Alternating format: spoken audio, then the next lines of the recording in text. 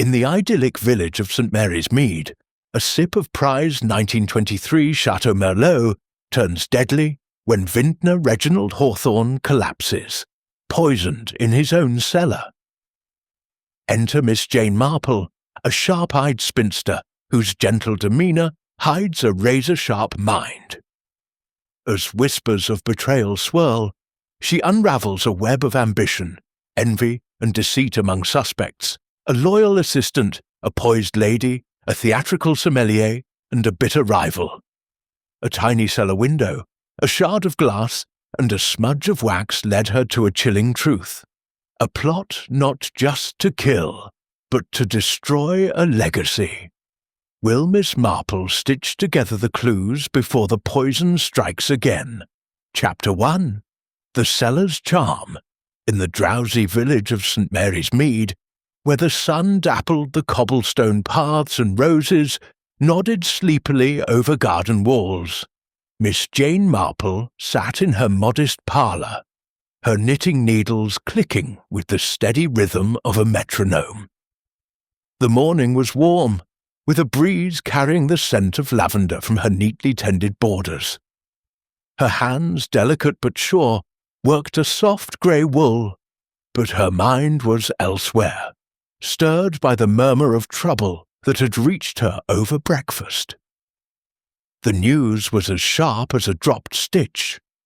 Mr. Reginald Hawthorne, the esteemed vintner of Willoughby Hall, had collapsed in his cellar after tasting a glass of his celebrated 1923 Chateau Merlot. "Poison," the village whispered, and Miss Marple's pale blue eyes, keen behind their spectacles, narrowed thoughtfully. She set her knitting aside and sipped her tea, considering the matter. Hawthorne was no ordinary man. His wines were the pride of the county, served at grand dinners from London to Bath. His collapse was no mere accident, not with a vintage so carefully guarded. Poison, she knew, was a coward's weapon, intimate and deliberate, and it piqued her curiosity as surely as a misspelled word in the parish newsletter. When Mrs. Bantry, her friend from Chipping Cleghorn, telephoned to share the gossip, Miss Marple accepted an invitation to Willoughby Hall. To comfort poor Mrs. Hawthorne, of course, she said, her voice mild, but her thoughts were already threading through the possibilities. Willoughby Hall stood a mile beyond the village, a Georgian manor of honey-coloured stone, its windows glinting like watchful eyes. Miss Marple arrived in a hired car, her black hat slightly askew, her handbag clutched firmly. Mrs. Hawthorne greeted her in the drawing-room, a fragile woman with a face like crumpled silk, her hands fluttering over a half-finished watercolour of a peony. "Oh, Miss Marple," she said, her voice trembling, "it's too dreadful. Reginald is still unconscious, and the doctors, they say it's poison. Who could do such a thing?" Miss Marple patted her hand, murmuring sympathies, but her gaze roamed the room, noting the heavy velvet curtains, the polished mahogany, and the 4 other figures who lingered like shadows in a storm. Tom Carver, the vintner's assistant, stood by the fireplace, a young man of perhaps 25, with dark hair and a nervous habit of tugging at his cufflinks. His eyes darted to the door, as if expecting interruption. Lady Beatrice Elton, a guest at the hall, sat poised on a settee, her silk dress the colour of claret, her smile as smooth as the tea she sipped. Monsieur Pierre Dubois, the sommelier, hovered near a sideboard, his moustache twitching as he muttered in French about the tragedy of a ruined vintage. And though he was not present, the name of Victor Langley, a rival vintner, hung in the air, mentioned in hushed tones as a man with a grudge, as old as the oaks lining the estate. Miss Marple listened as Mrs. Hawthorne recounted the morning's events. Reginald had gone to the cellar at dawn, as was his custom, to select a bottle for a tasting with a London merchant. The 1923 Merlot, a jewel of his collection, was chosen. He poured a glass, sipped, and within moments collapsed, his face ashen, his breath ragged. The bottle, now in the hands of Inspector Craddock, was under scrutiny. But no one could say how poison had found its way into a cellar locked tighter than a miser's purse. "It's the business," Mrs. Hawthorne whispered. "Someone wants to ruin us." Miss Marple nodded, her expression serene, but her mind was as busy as the village post office on Pension Day. She recalled a similar incident years ago, when a local chemist's wife had tampered with a jar of preserves to spite a rival at the church fete. The method was different, but the malice was the same. Calculated, personal, hidden behind a respectable facade. She rose, smoothing her skirt, and suggested a walk to the cellar. "I've always been fond of wine," she said, her voice deceptively vague. "Perhaps a glimpse of Mr. Hawthorne's collection might cheer us." Mrs. Hawthorne hesitated but agreed, leading her through the hall's oak-panelled corridors to a stone staircase that descended into the cool, shadowed depths. The cellar door, heavy and banded with iron, creaked as it opened, revealing a vaulted chamber where bottles gleamed in their racks like stars in a night sky. Miss Marple's eyes, sharp as ever, took in the stone walls, the single high window barely admitting a sliver of light, and the table where the fateful bottle still stood, its wax seal glinting faintly. She stepped closer, her sensible shoes tapping on the flagstones, and tilted her head. "Such a lovely place," she murmured, "and yet so very private." Mrs. Hawthorne shivered, wrapping her shawl tighter, and Miss Marple smiled, her thoughts already weaving a pattern. The cellar was a fortress, but no fortress was impregnable. She glanced at Tom Carver, who had followed them down, his hands in his pockets, and at Lady Beatrice, who lingered at the door, her scarf fluttering like a warning flag. Monsieur Dubois was absent, but his presence lingered in the faint scent of wine and polish that clung to the air. Victor Langley? His shadow loomed larger than the rest, though he was miles away. Miss Marple's needles, had they been in her hands, would have clicked faster. The cellar held secrets, and she intended to unravel them, one careful stitch at a time. Chapter 2. The Scene of the Crime. Miss Jane Marple descended the stone staircase to the cellar of Willoughby Hall, with the cautious grace of a cat navigating a garden wall. The air grew cooler with each step, carrying the faint must of earth, and the richer, almost sacred aroma of aged wine. Mrs. Hawthorne led the way, her footsteps hesitant, her shawl drawn tightly about her shoulders, as if to ward off more than the chill. Miss Marple's eyes, bright and unyielding behind her spectacles, missed nothing. The flicker of a sconce on the damp stone, the faint creak of the oak door as it swung shut behind them, and the nervous glance Mrs. Hawthorne cast toward the shadowed recesses of the cellar. The tragedy of Reginald Hawthorne's collapse had left its mark here, as palpable as a stain on a white tablecloth, and Miss Marple felt the weight of it as she crossed the threshold. The cellar was a cavernous chamber, its vaulted ceiling supported by arches of weathered stone that gave it the air of a medieval crypt. Racks of bottles lined the walls, their dark glass glinting dully in the light of a single electric bulb, which hung from a cord and swayed slightly, casting restless shadows. Oak barrels stood in orderly rows, their hoops polished to a gleam, and in the centre of the room, on a sturdy wooden table, sat the object of Miss Marple's quiet scrutiny. The bottle of 1923 Chateau Merlot, its label pristine but for a faint ring of red where wine had spilled. The cork, loosely replaced, bore traces of wax, and a glass, smudged with fingerprints, lay tipped on its side nearby. The scene was as orderly as a stage set, yet Miss Marple sensed a discord, like a note played wrong in a familiar tune.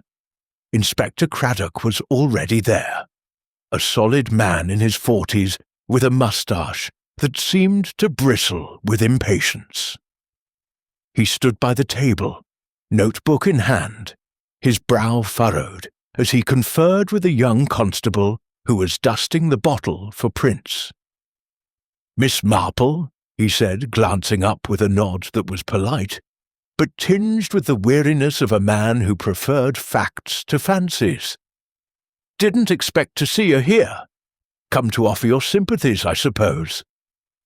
His tone suggested he found her presence as useful as a laced doily in a storm, but Miss Marple only smiled, her expression as mild as milk.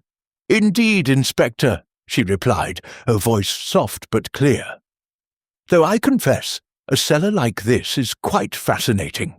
So many bottles, so carefully kept. It's a pity one should prove so dangerous."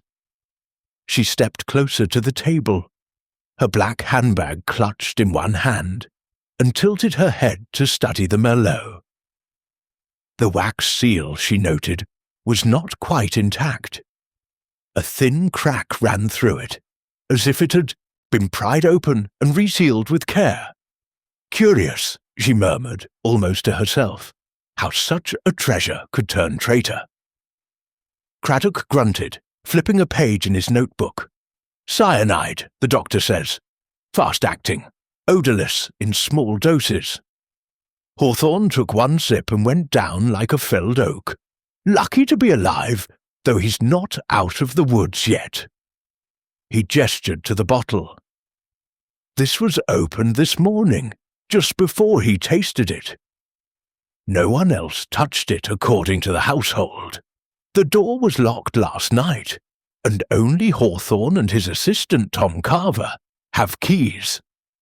Miss Marple nodded, her eyes drifting to the heavy oak door, its iron hinges rusted but sturdy. A single keyhole gleamed, and she made a mental note of its size, too large for a modern lock perhaps, but secure enough for a cellar of such value. Her gaze then lifted to a small window high on the far wall, no wider than a loaf of bread, its panes cloudy with grime. A faint draught stirred the air, and she wondered if it was locked as tightly as the door. "And this window?" she asked, her tone as casual as if she were inquiring about the weather. Craddock followed her gaze, his frown deepening. "Too small for anyone to climb through, Miss Marple, and it's latched from the inside. I checked it myself." He sounded faintly exasperated, as if her question were a distraction from the real work of policing. But Miss Marple only nodded again, her mind turning to a village boy she once knew, who had squeezed through a church window to filch apples from the vicar's orchard. Small spaces, she thought, were no barrier to mischief. She turned her attention back to the table, noting the glass's position, tipped but unbroken, as if Hawthorne had set it down in his final moments of clarity.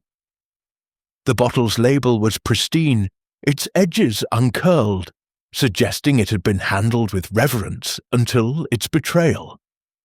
She leaned closer, her spectacles catching the light, and saw a faint smudge on the table's edge. Not wine, but something waxy, like the residue of a candle or a seal. "Was the bottle sealed when it was brought up?" she asked, her voice deceptively gentle. Craddock consulted his notes. Carver says he fetched it last night on Hawthorne's orders. Left it here for the morning tasting. The seal was intact then, or so he claims. Hawthorne broke it himself just before he poured. He paused, his eyes narrowing. You think someone tampered with it after it was brought up? Oh, I'm sure I don't know, Miss Marple said, her smile as vague as a summer mist. But it's remarkable, isn't it, how a bottle can sit untouched all night and yet cause such havoc. She straightened, her gaze sweeping the cellar once more. The racks held hundreds of bottles, each nestled in its slot, their corks and seals a testament to years of care. Yet one had been chosen, and one alone had been poisoned. The precision of it struck her, like a perfectly executed stitch in a complex pattern. Mrs. Hawthorne, who had been hovering near the door, spoke up, her voice thin and strained. Reginald was so particular about his wines. He'd never have missed a flaw in the seal. He checked everything himself. Her hands twisted the edge of her shawl, and Miss Marple noted the faint tremor in her fingers, the way her eyes darted to the bottle as if it were a snake coiled to strike. Who could have done this? She whispered. Who would want to hurt him? Miss Marple patted her arm, her touch as light as a butterfly's wing. There, my dear, these things have a way of coming clear. But her mind was already at work, sifting through the morning's conversations. Tom Carver, the assistant, had been quick to mention his loyalty to Hawthorne, yet his nervous tics suggested something unspoken.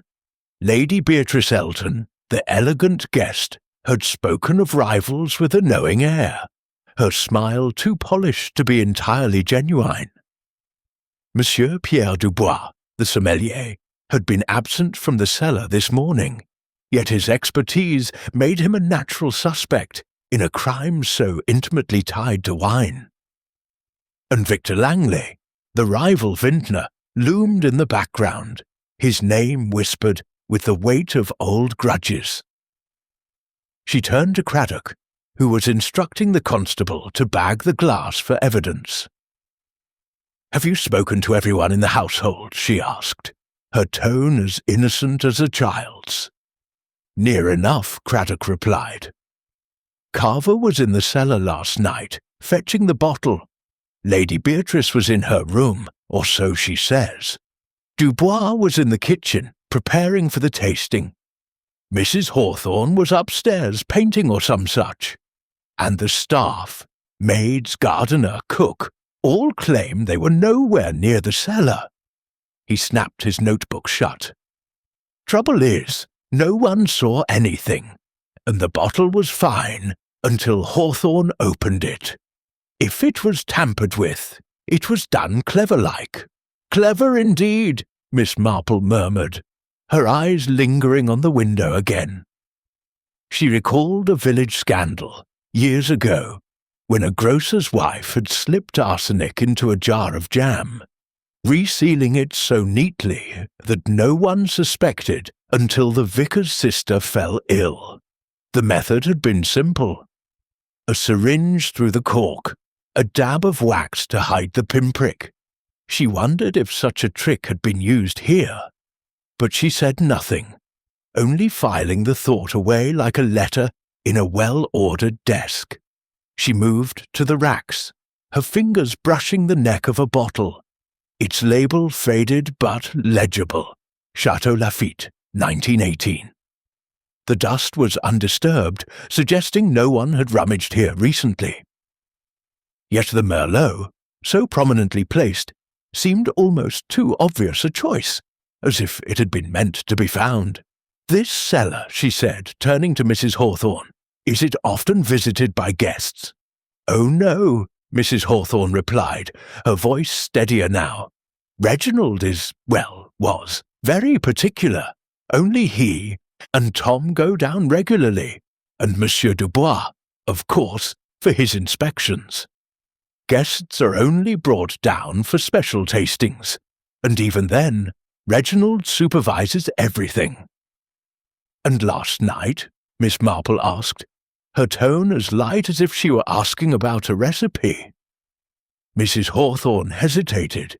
"Tom fetched the bottle, as I said. Reginald wanted it ready for the merchant today. No one else was here, as far as I know." Her eyes flickered to the door, and Miss Marple noted the uncertainty. The way her words seemed to hang like a curtain not fully drawn. Craddock cleared his throat. "We're testing the bottle for residue, but it'll take time. If the poison was in the wine, it had to be added after the seal was broken, or someone got to it beforehand and resealed it. Either way, it's a devil of a job to figure out how." Miss Marple nodded, her mind drifting to a village fete where a jar of chutney had been tampered with, the culprit a jealous neighbour who knew the victim's habits. Habits, she thought, were the key. Hawthorne's routine of tasting each morning, his trust in his cellar's security, his choice of a prized vintage, all were known to those closest to him. She glanced at the table again, noting a faint scratch on its surface, barely visible, as if something sharp had been set down hastily. A tool, perhaps, or a vial. She made no comment, only smiling as she turned to Mrs. Hawthorne. "I think I've seen enough for now," she said. "Such a splendid cellar, but rather chilly. Shall we return upstairs?" Mrs. Hawthorne nodded eagerly, and they ascended, leaving Craddock to his measurements and mutterings. As they reached the hall, Miss Marple caught sight of Tom Carver, lingering near the staircase, his face pale, his hands stuffed in his pockets. He met her gaze for a moment, then looked away, as if the weight of her scrutiny was too much to bear. Back in the drawing room, Lady Beatrice was arranging roses in a vase, her movements precise, her smile as serene as a portrait. "Did you find the cellar to your liking, Miss Marple?" she asked, her voice smooth as velvet. "Oh, quite," Miss Marple replied, settling into a chair. "Though I confess, I'm more accustomed to tea than wine. Still, it's a remarkable place. So full of secrets, don't you think?" Her eyes twinkled, and Lady Beatrice's smile faltered, just for a moment before she laughed and turned back to her flowers.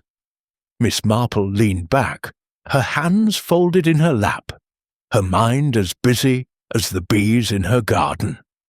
The cellar was no mere backdrop. It was the heart of the crime, its stone walls and locked door a puzzle in themselves. The bottle, the seal, the window, the scratch on the table, all were threads in a tapestry she was only beginning to weave. She thought of a village seamstress who once hid a stolen brooch in a hem, trusting its smallness to escape notice. Small things, Miss Marple knew, often held the greatest truths, and, as she sipped her tea, her eyes on the restless figures around her, she felt certain that the truth of the poisoned wine was closer than anyone suspected, waiting to be unpicked with the patience of her knitting needles. Chapter 3. The Assistant's Ambition. Miss Jane Marple sat in a high-backed chair in the drawing-room of Willoughby Hall, her knitting needles moving with the quiet precision of a clock's hands. The grey scarf in her lap grew steadily, its neat rows a counterpoint to the tangled threads of the mystery before her. The room was bright with morning light, the tall windows framing a view of the lawn, where dew still clung to the grass. But the atmosphere within was heavy, as if the very air held its breath. Mrs. Hawthorne had retired to her room, overcome by nerves, leaving Miss Marple to observe the others with the keen patience of a gardener, watching for the first signs of a weed. Her eyes settled on Tom Carver, the young assistant to Mr. Hawthorne, who stood near the fireplace, his fingers fidgeting with the cufflinks of his well-worn shirt. He was a wiry figure, no more than 25, with dark hair that fell untidily over his forehead, and eyes that darted like minnows in a stream. There was something restless about him, a coiled energy that seemed at odds with the sombre mood of the house. Miss Marple had seen such restlessness before, in a village lad who dreamed of leaving St. Mary's Mead for the lights of London, only to stumble into trouble along the way. Ambition, she knew, could be as dangerous as any poison. "Mr. Carver," she said, her voice as gentle as a summer breeze, "you must be dreadfully shaken by what's happened to poor Mr. Hawthorne. You've worked for him some time, haven't you?" She tilted her head, her spectacles catching the light, giving her the appearance of a kindly aunt inquiring after a nephew's health. Tom started, as if surprised to be addressed, and his cufflinks suffered another tug. "5 years, ma'am," he replied, his voice steady, but with an undercurrent of strain.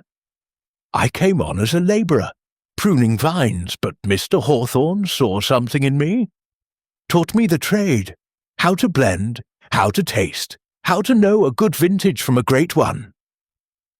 His chest puffed slightly, a flicker of pride breaking through his unease. "He said I had a nose for it."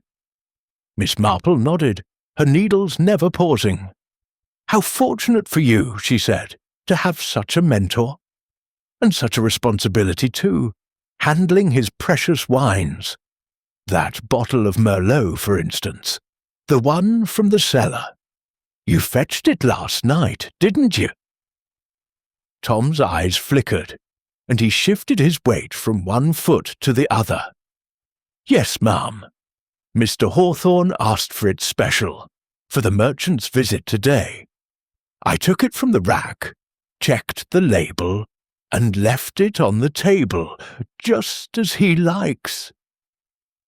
His words came quickly, as if rehearsed, and Miss Marple noted the faint flush creeping up his neck. "I locked the door after, same as always. No one could have got in." "Of course," Miss Marple said, her smile as soft as the wool in her hands. "And the key? You keep it safe, I presume?"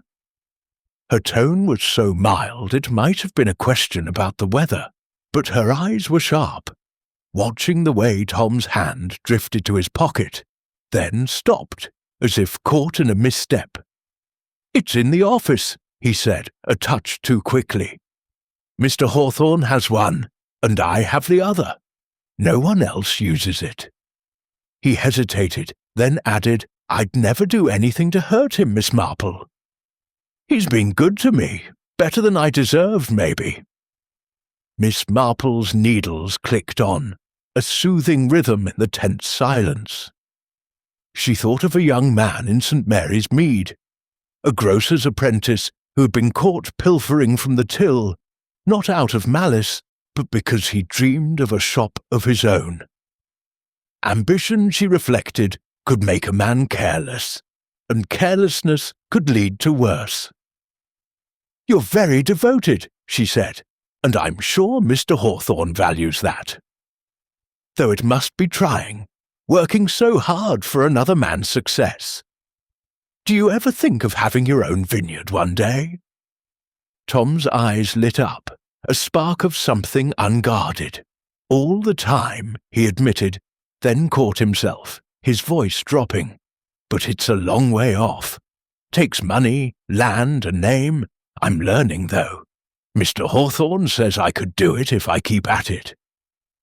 His words carried a mix of hope and frustration, and Miss Marple noted the way his fingers clenched, as if grasping at a dream just out of reach. She glanced at his sleeve where a faint smudge of red wax clung to the cuff, unnoticed by him, but glaring to her practised eye.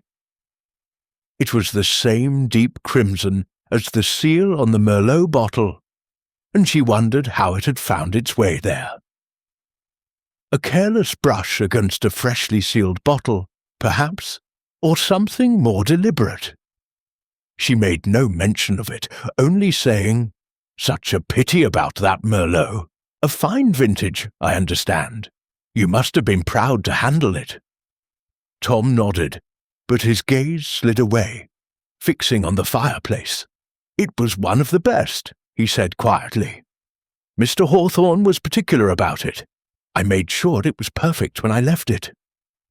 His voice held a note of defiance, as if daring her to question him further. Miss Marple smiled, her expression as placid as a village pond. "I'm sure you did," she said, and returned to her knitting, letting the silence stretch. She had seen young men like Tom before, eager, loyal, but with a hunger that could turn to recklessness. In her mind's eye, she pictured a village boy who had once sabotaged a rival's cart at the fair, not to harm, but to gain an edge. The wax on Tom's sleeve nagged at her, a small detail that might mean nothing, or everything. The drawing-room door opened, and Lady Beatrice Elton entered, her silk dress whispering as she moved. She carried a book, a slim volume of poetry, but her eyes were too alert for someone lost in verse. "Miss Marple," she said, her voice smooth as polished glass. "Still here? I thought you'd be off solving the mystery by now." Her smile was teasing, but there was a sharpness to it, like a blade hidden in a bouquet. "Oh, I'm far too old for such things," Miss Marple replied, her tone self-deprecating. "I only listen and knit, my dear. Young Mr. Carver was just telling me about his work with Mr. Hawthorne. Such a fascinating trade, don't you think?" Lady Beatrice raised an eyebrow, settling onto the settee with the grace of a cat. "Fascinating, perhaps, but dreadfully tedious," she said. "All that fuss over grapes and barrels. I prefer to enjoy the wine, not dissect it." She glanced at Tom, her eyes narrowing slightly. "Though I suppose it's different for those who hope to make their fortune from it." Tom flushed, his hands balling into fists. "It's not about fortune," he said sharply. "It's about craft. Mr. Hawthorne understands that." He turned to Miss Marple, as if seeking an ally. "He's teaching me to make something lasting, something people will remember." "Of course," Miss Marple said, her voice soothing, "and I'm sure you'll do him proud." But her mind was elsewhere, noting the tension between Tom and Lady Beatrice, the way her casual remark had stung him. She recalled a village tea party where a single barbed comment had unravelled a friendship, revealing jealousies long hidden. Lady Beatrice, she thought, knew more than she let on, and her presence in the house was no mere coincidence. As Tom excused himself, muttering about duties in the vineyard, Miss Marple watched him go, her eyes lingering on his retreating figure. She noticed the way he paused at the door, glancing back at Lady Beatrice with a mix of resentment and wariness. "Such a dedicated young man," she remarked to Lady Beatrice, her tone as innocent as a child's. "Though I suppose ambition can be a heavy burden." Lady Beatrice laughed, a light musical sound. "Oh, Miss Marple, you're too quaint. Ambition is what drives us all, isn't it? Even you, sitting there with your knitting, must have your little schemes." Her eyes sparkled with mischief, but Miss Marple only smiled, her needles clicking steadily. "Schemes are for the young," she said. "I only observe. And it's remarkable what one sees when one takes the time to look." She paused, her gaze drifting to the window, where the lawn stretched toward the woods. For instance, I wonder what Mr. Carver was doing in the village yesterday, near the chemist's shop. A curious place for a vintner's assistant, don't you think? Lady Beatrice's smile faltered, just for a moment before she recovered. The chemist's? Oh, probably buying something mundane. Tooth powder, perhaps. She laughed again, but it was thinner now. Less certain. Miss Marple nodded, as if satisfied, but her mind was as busy as a hive. She had heard from the postmistress that Tom had been seen near the chemist's, lingering by the window, though no one knew why. It might mean nothing, a young man running errands, but the wax on his sleeve, the tension in his voice, and the way he avoided her gaze suggested otherwise. She thought of a village carpenter who had once been caught stealing nails, not for profit, but to build a secret project. Small acts, she knew, could lead to larger truths. As Lady Beatrice turned back to her book, Miss Marple resumed her knitting, her thoughts weaving a pattern as intricate as the scarf in her lap. Tom Carver was loyal, yes, but loyalty could be strained by dreams of greatness. The wax on his sleeve, the key to the cellar, his presence at the chemist's, all were threads in a tapestry that was still taking shape. She would need to watch him, and the others, with the patience of a spider in its web. For now, she let the conversation lapse, her needles clicking softly, each stitch a step closest to the truth that lay hidden in the shadows of Willoughby Hall. Chapter 4. The Guest's Grace. Miss Jane Marple sat in the conservatory of Willoughby Hall, a airy room filled with the scent of blooming jasmine and the soft rustle of leaves against glass. Her knitting lay in her lap, a grey scarf lengthening with each precise stitch. But her eyes were not on the wool. They rested with deceptive mildness on Lady Beatrice Elton, who reclined on a wicker chaise, a delicate teacup balanced in her manicured hands.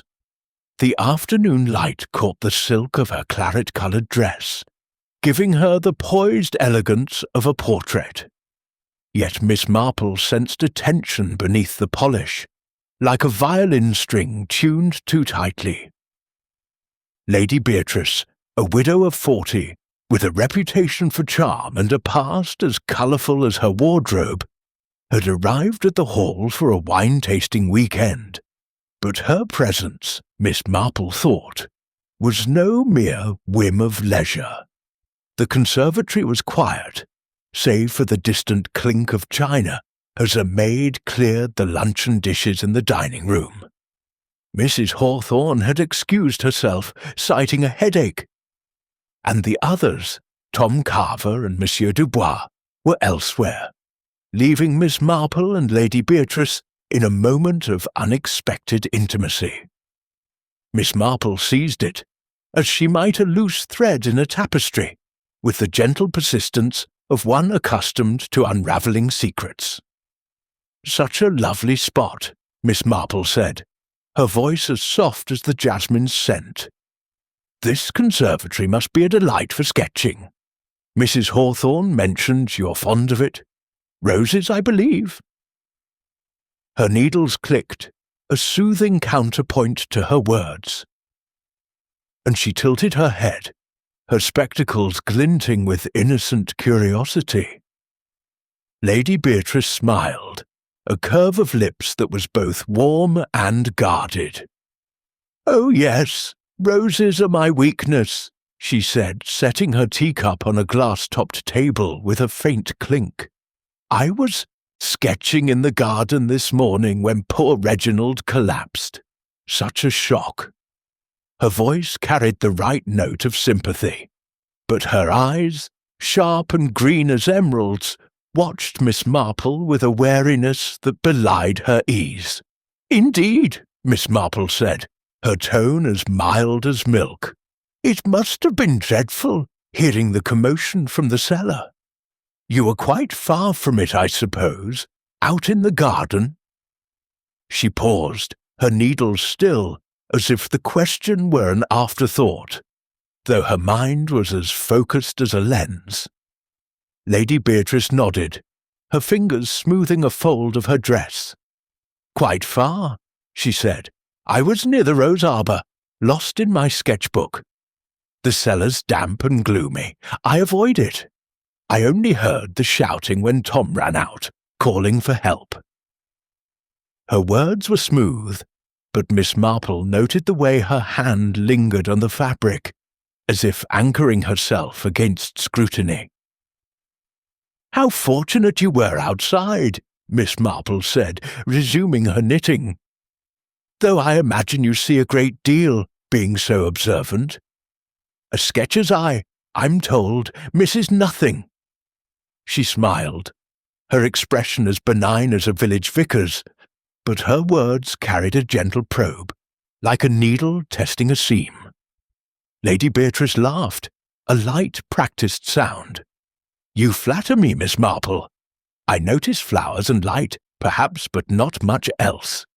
I'm here for the wine and the company, not to play detective." She leaned back, her posture relaxed, but her eyes never left Miss Marple's face, as if measuring her intent.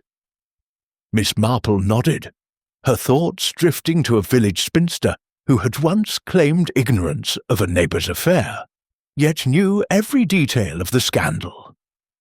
Lady Beatrice's poise, she thought, was a mask, worn with the skill of one accustomed to deflecting questions. "Of course," she said, "though you must hear a great deal about the wine trade staying here. Mrs. Hawthorne mentioned a rival. Mr. Langley, I believe. Such a pity when competition turns bitter." Lady Beatrice's smile tightened, just for a moment, before she sipped her tea. "Victor Langley," she said, her voice cool. "Yes, he's a sore loser. Reginald's wines have been outshining his for years. Langley Grove is a shadow of Willoughby Hall, and Victor knows it. I heard he tried to buy this estate once, but Reginald laughed him off." She paused, her fingers tracing the rim of her cup. "Men like that don't take kindly to being laughed at." Miss Marple's needles clicked, a steady rhythm that seemed to underscore the conversation. "How interesting," she said. "And was Mr. Langley here recently? I believe someone mentioned a visit." Her tone was casual, but her mind was alert, recalling the whispers of Langley's presence near the estate, his name a dark thread in the village gossip. Lady Beatrice hesitated, her eyes flickering to the window, where the garden stretched toward the woods. "He was here 2 days ago," she admitted. "I saw him from my window, arguing with Reginald near the stables. Something about a partnership, though it didn't sound friendly. Victor stormed off, red as a beet." She shrugged, a delicate motion. "I didn't think much of it. Men and their tempers." Miss Marple nodded, her mind on a village squire who had once quarrelled over a boundary fence, his anger masking a deeper grudge.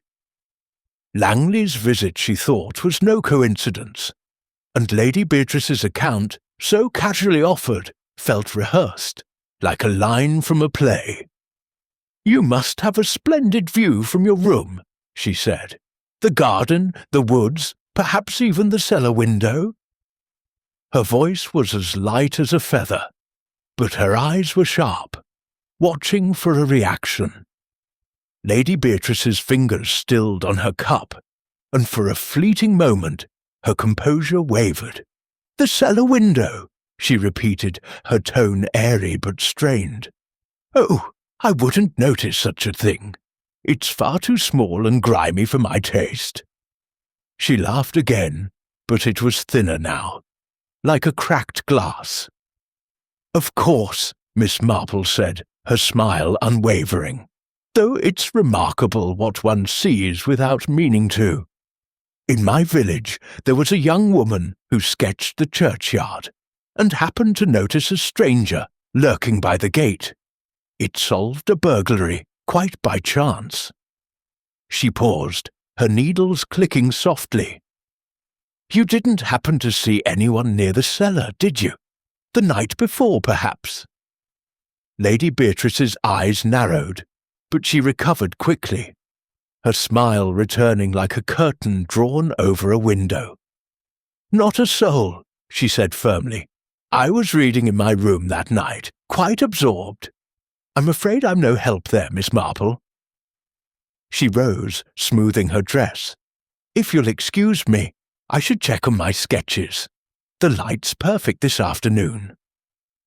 Miss Marple nodded, her expression as placid as ever. Of course, my dear. Do enjoy the roses. But as Lady Beatrice glided toward the door, Miss Marple's mind was busy, weaving threads of suspicion. The lady's poise was impeccable, her answers polished, yet there was a brittleness to her, like porcelain that might crack under pressure.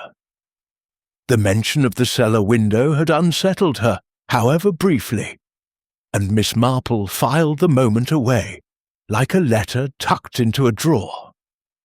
She rose and wandered to the window, her eyes on the garden where Lady Beatrice claimed to have been sketching. The rose arbour was indeed visible, a tangle of crimson and pink blooms, but it was not so far from the cellar's entrance as Lady Beatrice had implied. A path wound from the arbour to the side of the house, passing close to the small, grimy window Miss Marple had noted in the cellar. A keen observer, she thought, might have seen something, or chosen not to see it. She recalled a village widow who had once claimed to know nothing of a theft. Yet her sketches of the high street had captured the thief's face in perfect detail. The door opened again, and Inspector Craddock entered, his notebook tucked under his arm. Miss Marple, he said, his tone a mix of respect and exasperation. Still poking about? I've just spoken to the gardener. He says no one was near the cellar last night, except Tom Carver, checking the ventilation. Routine, he says. He frowned, as if the routine itself were suspect. How diligent of Mr. Carver, Miss Marple said, her voice mild. And Lady Beatrice? Did she mention her sketching this morning? She turned from the window, her eyes meeting Craddock's with a quiet intensity. Says she was in the garden, nowhere near the cellar, Craddock replied. No one saw her otherwise, but the maids confirm she was out early, with her sketchbook. Seems solid enough. He rubbed his moustache, a gesture of frustration. This case is a tangle, Miss Marple. No fingerprints on the bottle, but Hawthorne's, and the seal was intact until he broke it. If someone got to that wine, they were cleverer than most. Cleverness is often a mask, Miss Marple said, almost to herself. In my village, there was a lady who claimed to be painting flowers during a fete, but she saw far more than she admitted. People like that notice everything, Inspector, even when they say they don't. She smiled, folding her knitting into her bag. I think I'll take a stroll in the garden myself. The roses sound delightful. Craddock shook his head, as if dismissing her as a harmless eccentric, but Miss Marple's mind was far from idle. Lady Beatrice's polished exterior, her quick dismissal of the cellar window, and her knowledge of Langley's grudge all pointed to a woman who saw more than she let on. As Miss Marple stepped into the garden, the scent of roses enveloping her, she thought of a village dance, where a single glance had betrayed a secret. Lady Beatrice, she suspected, was holding such a glance in reserve, and Miss Marple intended to coax it into the light, stitch by careful stitch. Chapter 5. The Sommelier's Secrets. Miss Jane Marple made her way to the dining room of Willoughby Hall, her steps measured, and her black handbag clasped firmly, as if it were a shield against the undercurrents of suspicion swirling through the house. The late afternoon light streamed through the tall windows, gilding the polished mahogany table, and casting long shadows across the damask cloth. Her knitting, tucked away for the moment, was replaced by a keen alertness, her pale blue eyes scanning the room with the quiet precision of a hawk. She had come in search of Monsieur Pierre Dubois, the sommelier, whose absence during her earlier visit to the cellar had piqued her curiosity as much as his flamboyant presence now commanded her attention. Dubois stood at the sideboard, decanting a ruby-red wine with a flourish that bordered on theatrical. His waxed moustache twitched as he tilted the bottle, his movements as precise as a dancer's, and his dark eyes gleamed with the pride of a man who considered himself the guardian of Willoughby's vintages. He was a Frenchman of middle years, slight of build, but with an air of authority that filled the room, his black suit immaculate despite the day's turmoil. Miss Marple noted the faint sheen of perspiration on his brow, a detail at odds with his polished demeanour, and her mind flickered to a village chemist who once hid his nerves behind a brisk efficiency. "Monsieur Dubois," she said, her voice as gentle as a breeze through a churchyard. "How kind of you to carry on with such grace, despite poor Mr. Hawthorne's misfortune. You must find it dreadfully upsetting, a man of your expertise, to see a fine vintage so misused." She settled into a chair, her hands folded demurely, her spectacles catching the light as she tilted her head in apparent admiration. Dubois paused, the decanter steady in his hands, though his eyes darted to her with a flash of wariness. "A travesty, mademoiselle," he declared, his accent lending a melodramatic weight to his words. "That 1923 Merlot was a poem, a symphony in a bottle. To poison it is to desecrate art." He set the decanter down with a flourish, his moustache quivering as if personally offended. "I am devastated, naturellement, but the work must continue. The wines, they do not wait for tragedy." Miss Marple nodded, her expression one of sympathetic understanding. "Of course," she said, "and your dedication does you credit. I understand you inspect the cellar daily, to ensure the wines are kept just so. You must know every bottle as if it were a friend." Her tone was light, almost admiring, but her eyes were sharp, noting the way Dubois' fingers tightened briefly on the decanter's neck. "Oui, mademoiselle," he said, straightening with a touch of pride.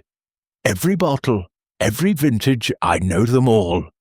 Monsieur Hawthorne trusts me to guard his treasures. I check the temperature, the humidity, the seals.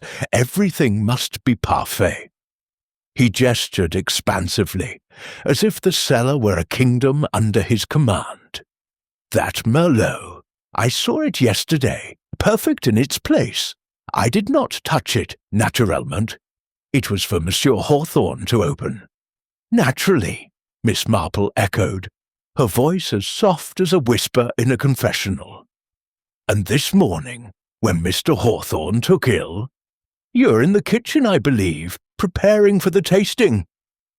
She tilted her head, her smile as benign as a village vicar's, but her question hung in the air like a cobweb catching the light. Dubois hesitated, his eyes narrowing for a fraction of a second before he recovered his composure. "We in the kitchen," he said, turning to adjust a glass on the sideboard, though it needed no adjustment. "I was selecting glasses, polishing them for the merchant. I heard the commotion, the shouts, and I ran to the cellar, but it was too late. Monsieur Hawthorne was already on the floor." His slow voice carried a note of regret. But Miss Marple noted the way his hand drifted to his pocket, where a folded handkerchief lay, its edge protruding slightly. She leaned forward, her hands still folded, her tone as casual as if she were discussing the weather. "Such a pity," she said, "to lose a vintage like that. Though I suppose, in your profession, you must be familiar with all sorts of chemicals, preservatives perhaps, or cleaning solutions for the glasses." Her eyes lingered on the handkerchief, and she thought of a village grocer who once used a scented cloth to mask the smell of spoiled goods. Dubois' moustache twitched, and he drew the handkerchief from his pocket, dabbing his brow with an exaggerated gesture. "Chemicals? No, mademoiselle, only the purest methods for the wine. A sommelier's tools are his palate, his nose, nothing more." But Miss Marple caught a faint whiff as the handkerchief passed near. A sharp, bitter scent, not unlike the almond-like tang she had once detected in a chemist's shop, where cyanide had been stored for pest control. It was fleeting, but unmistakable, and she filed it away, like a stitch in her ever-growing pattern.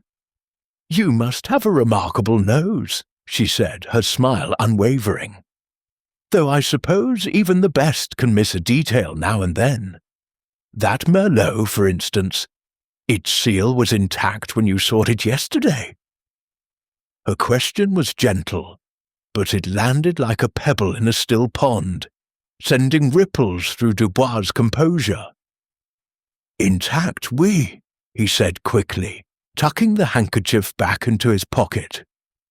"I would have noticed otherwise. Monsieur Hawthorne's seals are his signature, red wax always precise. If it was tampered with, it was after my inspection." His voice was firm, but his eyes darted to the side, as if seeking an escape from her scrutiny. Miss Marple nodded, her needles itching to resume their work, though her hands remained still. She thought of a village baker who had once sworn his bread was fresh, yet a faint mouldy scent had betrayed him. Dubois' handkerchief, his nervous glance, his insistence on the seal's perfection, all suggested a man with something to hide. "You're very thorough," she said, "and I'm sure Mr. Hawthorne relies on you. Though it must be difficult, working so closely with such valuable wines, knowing others might envy them." Dubois' lips curled into a thin smile. "Envy is the curse of excellence, mademoiselle, but I am above such pettiness. My duty is to the wine, nothing more." He turned back to the sideboard, busying himself with a bottle, but Miss Marple noted the stiffness in his shoulders, the way his fingers fumbled slightly with the cork. She rose, smoothing her skirt, her handbag swinging gently at her side. "I won't keep you from your work," she said, "though I wonder, did you notice anyone near the cellar yesterday, perhaps during your inspection? A stranger, or even Mr. Langley, the rival vintner?" Her tone was as innocent as a child's, but her eyes were keen, watching for the flicker of recognition she suspected would come. Dubois froze, just for a moment, before shaking his head. "No one, mademoiselle. The cellar is sacred. Only Monsieur Hawthorne, young Carver, and I go there. If Langley was about, I did not see him." His voice was steady, but Miss Marple caught the slight tightening of his jaw, the way his eyes avoided hers. "Of course," she said, her smile as warm as a summer afternoon. "I'm sure you'd notice anything out of place. Thank you, Monsieur Dubois." She turned toward the door, pausing as if struck by a sudden thought. "Oh, one more thing. Your handkerchief. It has such a distinctive scent. A French cologne, perhaps?" Her question was light, but her gaze was steady, pinning him like a butterfly to a board. Dubois flushed, his hand straying to his pocket. "Oui, a cologne," he said quickly. "From Paris, very exclusive." He laughed a forced sound and turned back to his work, dismissing her with a wave. Miss Marple nodded, her mind as busy as a village market. The scent on the handkerchief was no cologne, she was certain, and its presence in Dubois' pocket was a thread she could not ignore. She recalled a village scandal where a chemist's assistant had hidden a vial of poison in a tobacco pouch, claiming it was for rats. Dubois' pride, his access to the cellar, his nervous deflection, all pointed to a man who knew more than he admitted. But was he the poisoner, or merely a witness to something he dared not reveal? As she stepped into the hall, she caught sight of Tom Carver passing by, his face pale and his hands stuffed in his pockets. He glanced at her, then at the dining-room door, as if wary of Dubois' presence. Miss Marple smiled, her thoughts drifting to a village dance where two rivals had circled each other, their smiles hiding a deeper enmity. Dubois and Carver, she thought, were not as allied as they seemed, and Lady Beatrice's sharp eyes might yet hold the key to their secrets. She made her way to the garden, intending to revisit the rose arbor, but her mind was on the sommelier. His handkerchief, his expertise, his access to the cellar, all were pieces of a puzzle that was slowly taking shape.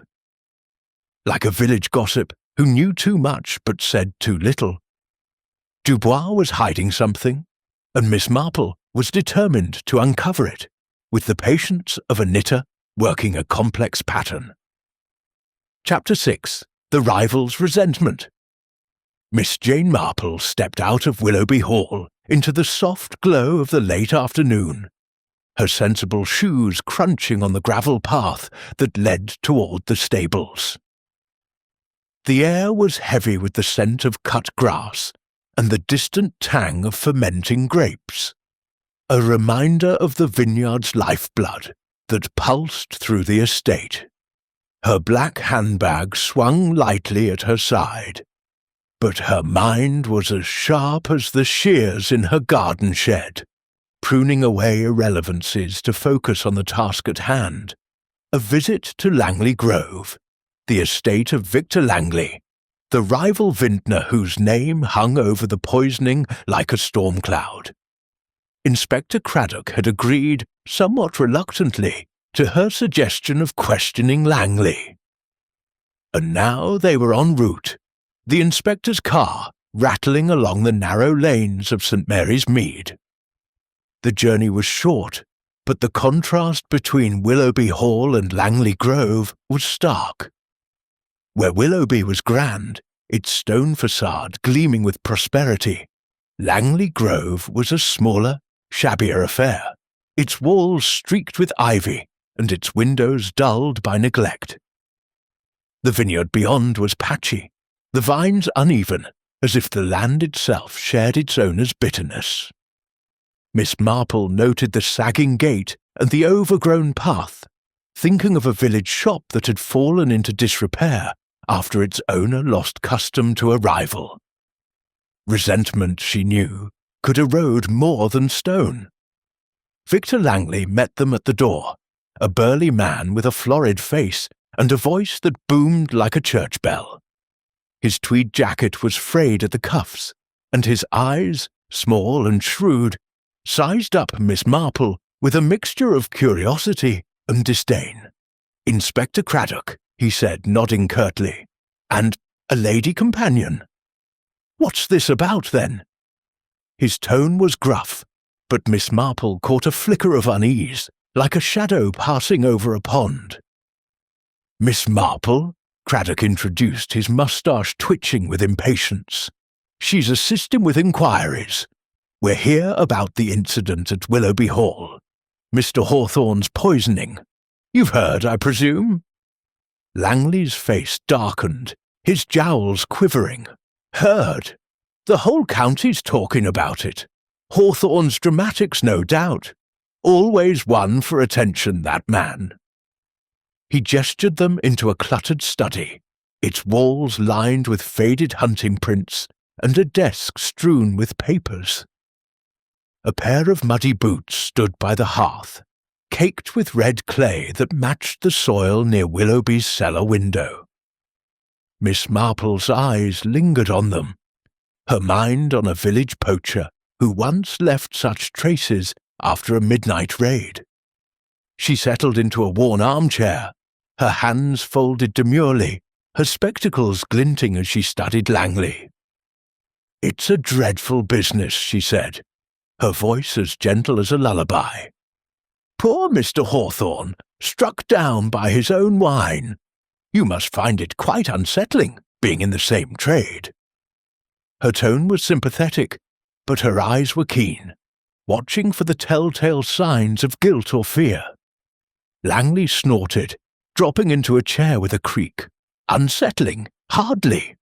Hawthorne's been stealing my customers for years, undercutting my prices, flaunting his fancy vintages. If someone's poisoned him, they've done me a favour. His laugh was harsh, but it faltered under Miss Marple's steady gaze, and he added quickly, Not that I'd wish him dead, mind you. Bad for business, all this talk of poison.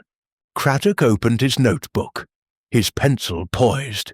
You were at Willoughby Hall 2 days ago, Mr. Langley. Care to tell us why? His voice was brisk, but Miss Marple noted the way Langley's hands clenched, his knuckles whitening against the arms of his chair. Business, Langley said curtly.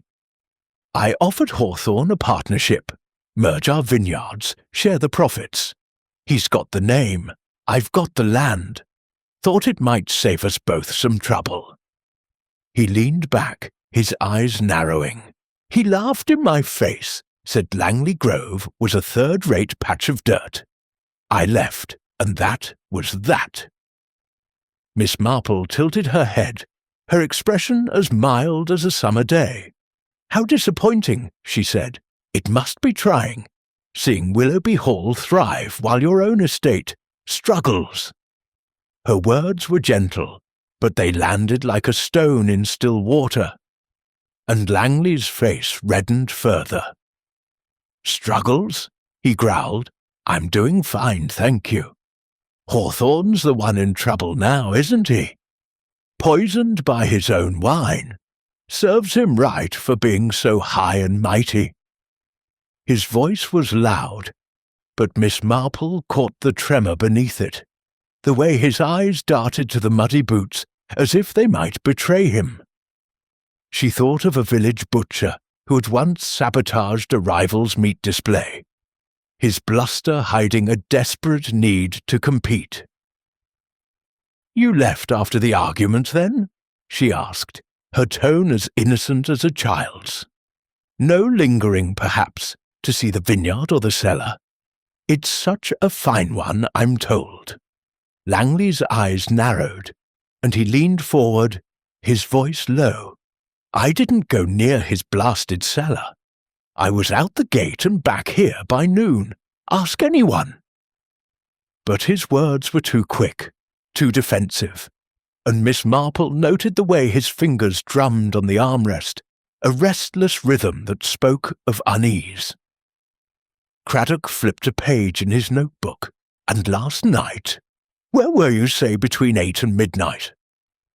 His question was blunt, but Miss Marple watched Langley closely, her mind on a village farmer who had once claimed to be home asleep while his cart was seen near a stolen flock. "Home?" Langley said, his voice flat. "Alone, working on accounts. No one to vouch for me, if that's what you're after." He glared at Craddock, then at Miss Marple, as if daring her to challenge him.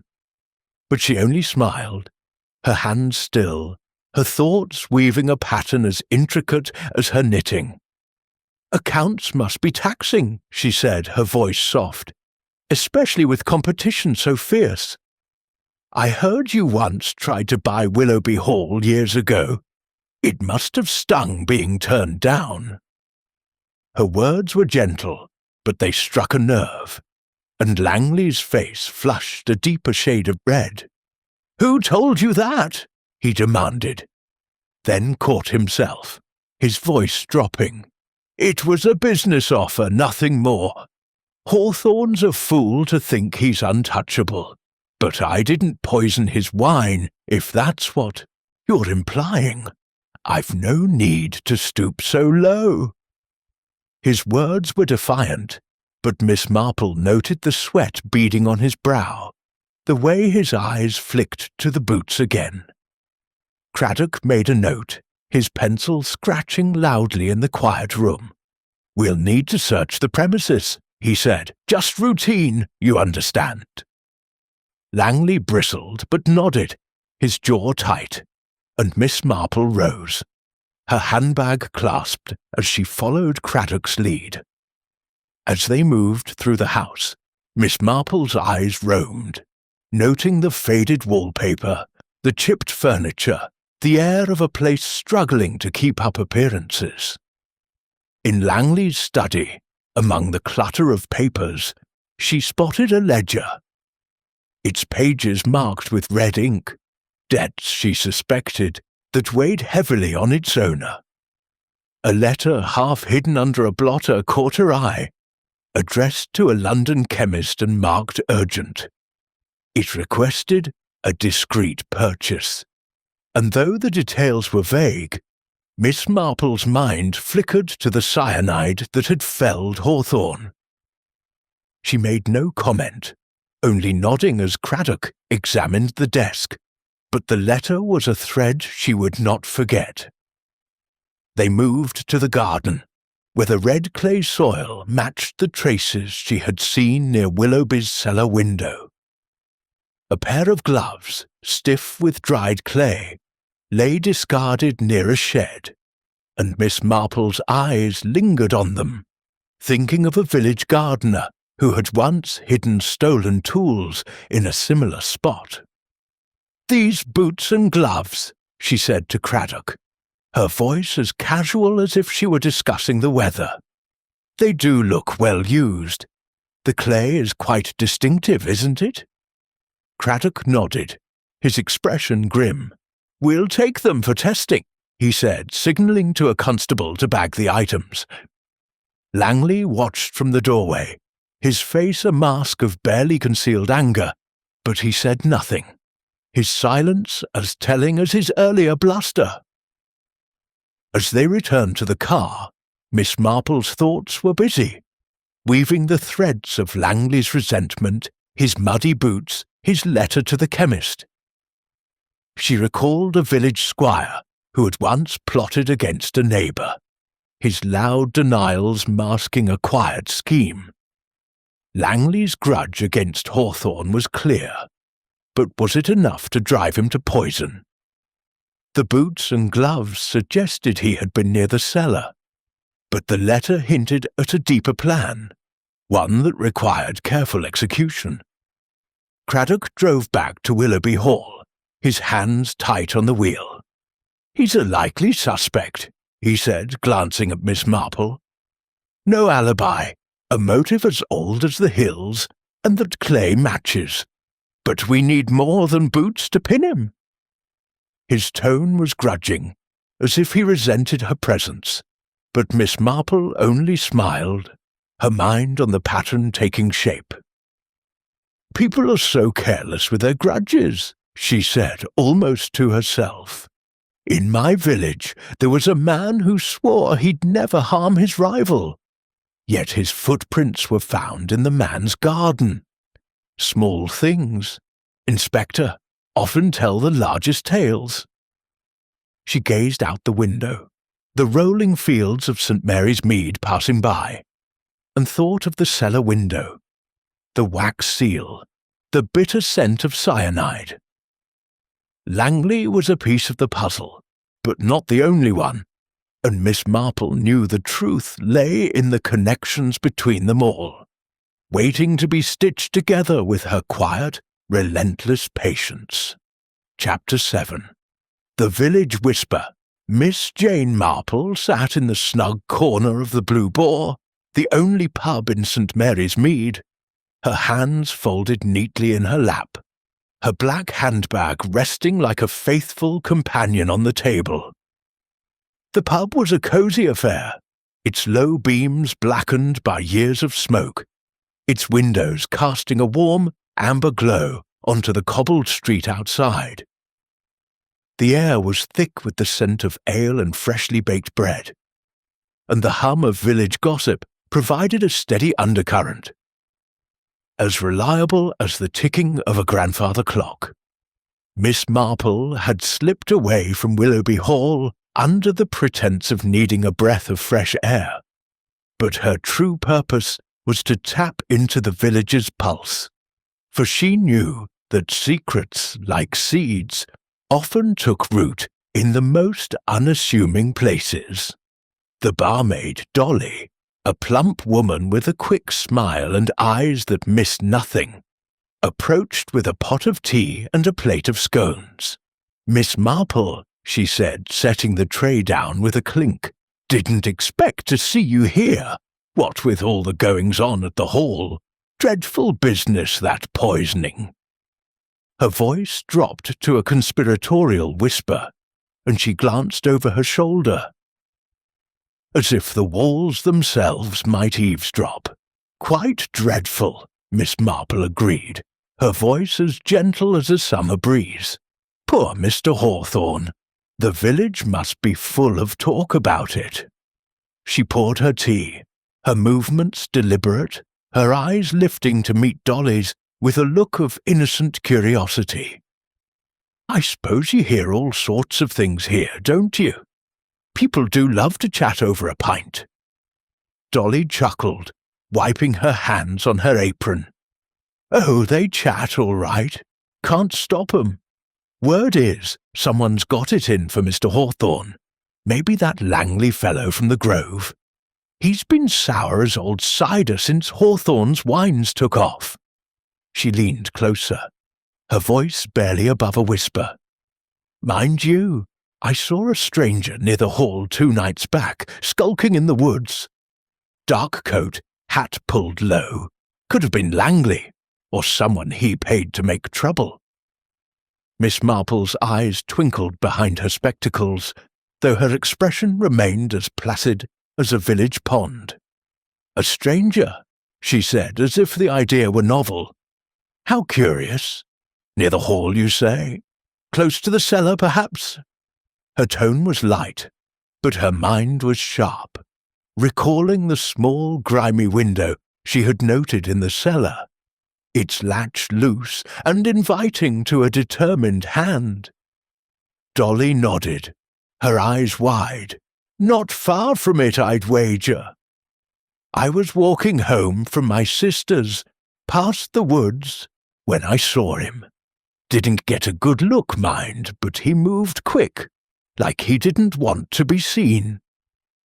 She straightened, glancing at a farmer who was signalling for another pint. "Could be nothing, of course. Plenty of folks wander about at night." "Of course," Miss Marple said, spreading a dab of clotted cream on a scone. "Though it's remarkable what one notices, even by chance. In my village, there was a girl who saw a man near the vicarage one night, and it turned out he'd been planning to steal the poor box. Small sightings can mean so much." She took a delicate bite, her thoughts on the red clay near the cellar window, the same clay caked on Victor Langley's boots. As Dolly bustled off to serve the farmer, Miss Marple sipped her tea, her mind weaving through the village's whispers. The Blue Boar was a hub of gossip, and she knew from experience that truth often hid in the casual chatter of its patrons. She recalled a village fete where a stray remark about a missing pie had led to the discovery of a thief. Here, the talk of a stranger in the woods was a thread worth following, especially if it pointed to Langley or an accomplice. Her attention was drawn to a group of men at a nearby table, their voices low but animated. One, a grizzled gardener from Willoughby Hall, was holding court, his pint glass raised as he spoke. "I'm telling you," he said, "young Carver's been acting queer. Saw him in the village square yesterday, arguing with that French fellow Dubois. Something about fair shares, they said, before they clammed up when I passed." He shook his head, his voice dropping. "Carver's got big ideas, that one. Wants his own vineyard, they say." Miss Marple's needles, had they been in her hands, would have paused.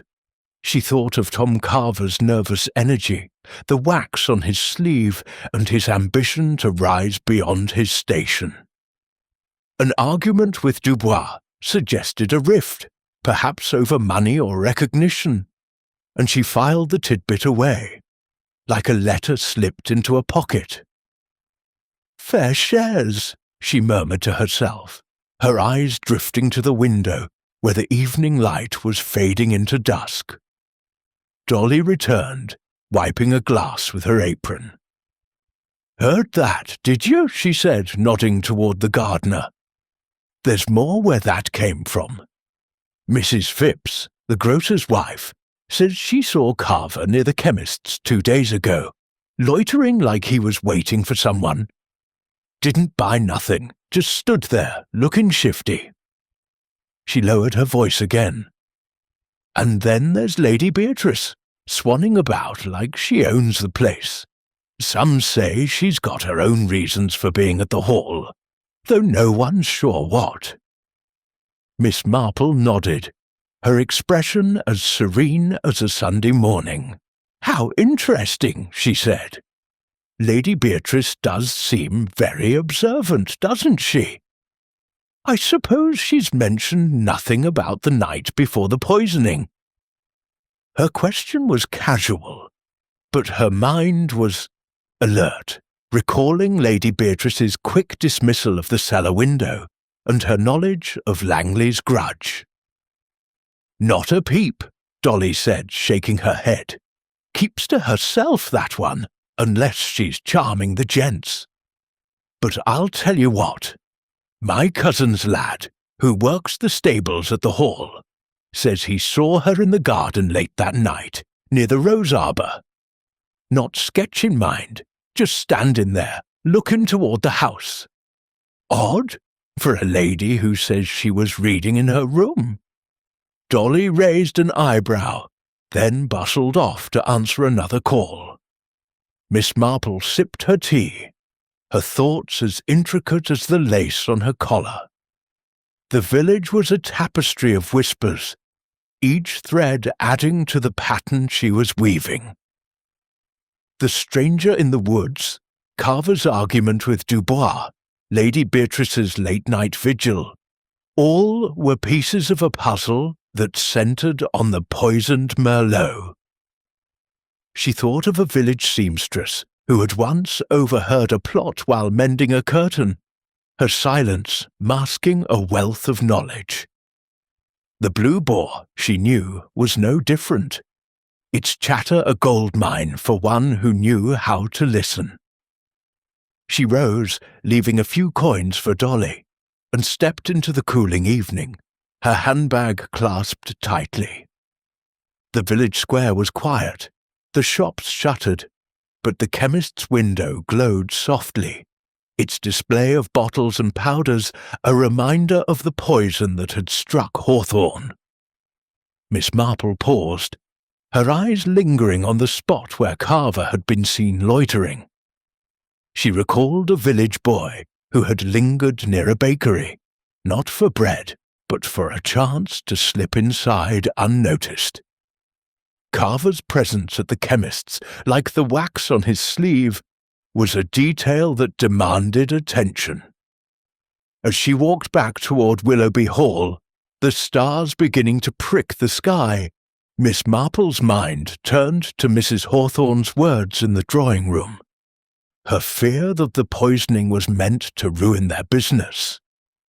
It was a motive as old as the hills, and Miss Marple thought of a village baker whose rival had once tampered with his flour, not to kill, but to discredit. The Merlot, so carefully chosen, was no random target. It was a symbol of Hawthorne's success, and its poisoning was a calculated blow. She reached the hall's gates, her steps slowing as she considered the threads she had gathered. Langley's resentment, Carver's ambition, Dubois' scented handkerchief, Lady Beatrice's watchful eyes. The village whisper had added new strands, but the pattern was not yet complete. She thought of a quilt she had once seen. Its patches mismatched until the final stitch revealed a masterpiece. With a quiet resolve, she entered the hall, her mind as sharp as her knitting needles, ready to pursue the next thread in the mystery of the poisoned wine cellar. Chapter 8. The Cellar Window. Miss Jane Marple stood at the edge of Willoughby Hall's garden, her sensible shoes sinking slightly into the dew-damp grass, her black handbag clasped like a talisman against the evening's chill. The sky was a deepening indigo, pricked with the first stars, and the air carried the faint musky scent of roses, mingling with the earthier notes of the vineyard beyond. She had slipped away from the drawing-room after tea, where the household's tension hung as heavy as the velvet curtains, to revisit the cellar alone.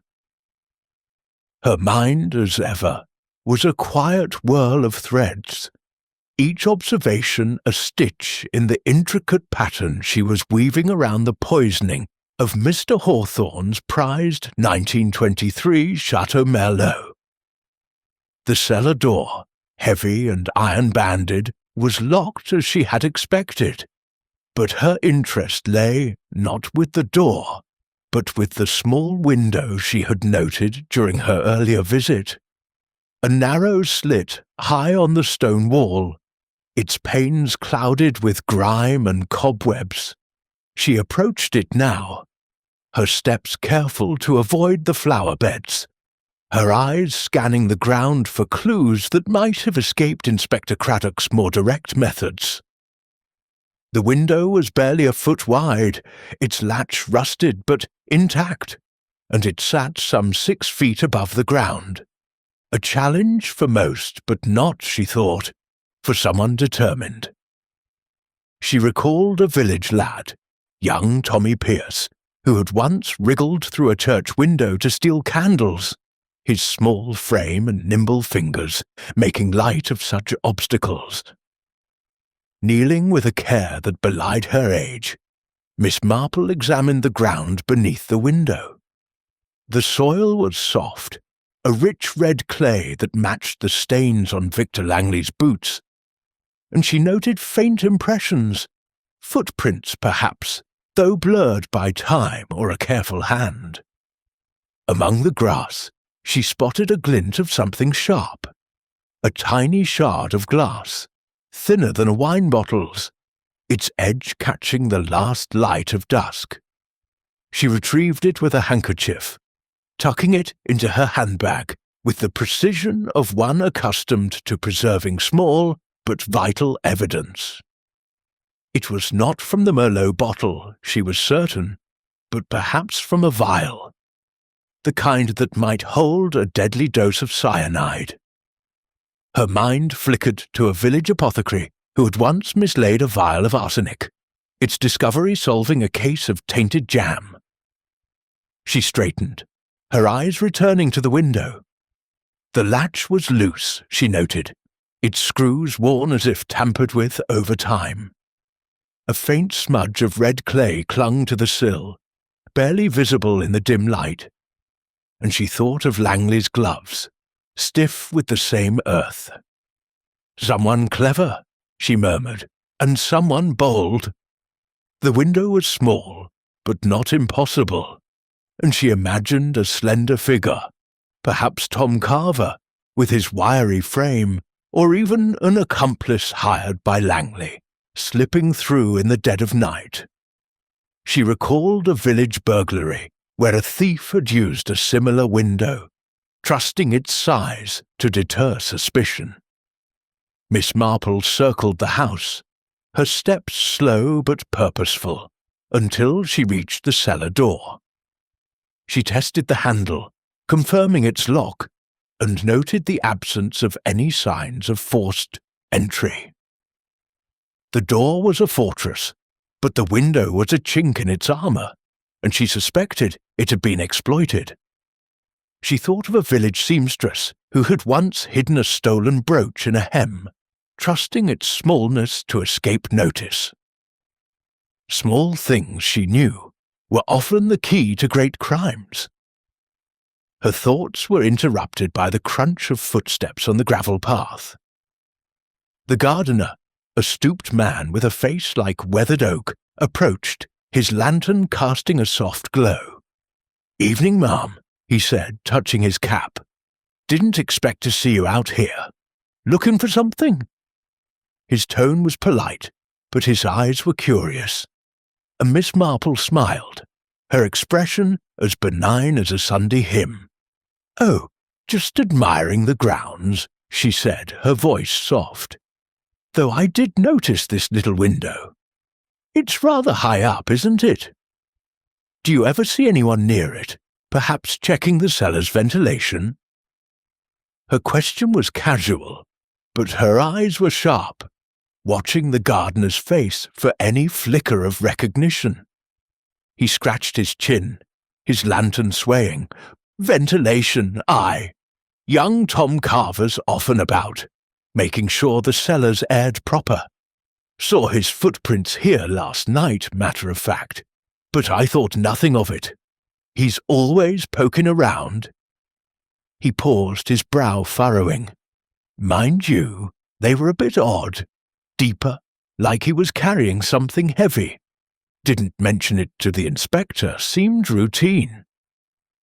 Miss Marple nodded, her mind on the wax smudge on Tom's sleeve and his nervous demeanour. "How diligent of him," she said, "and no one else. No strangers, perhaps, or Mr. Langley from the Grove." Her tone was light, but her question was a needle, probing for a reaction. The gardener shook his head. "No strangers, ma'am. Not that I saw.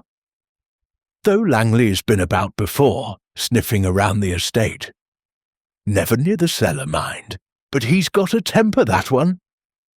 He touched his cap again and shuffled off, his lantern bobbing into the darkness. Miss Marple stood alone, her eyes returning to the window. The gardener's words added a new thread to her tapestry.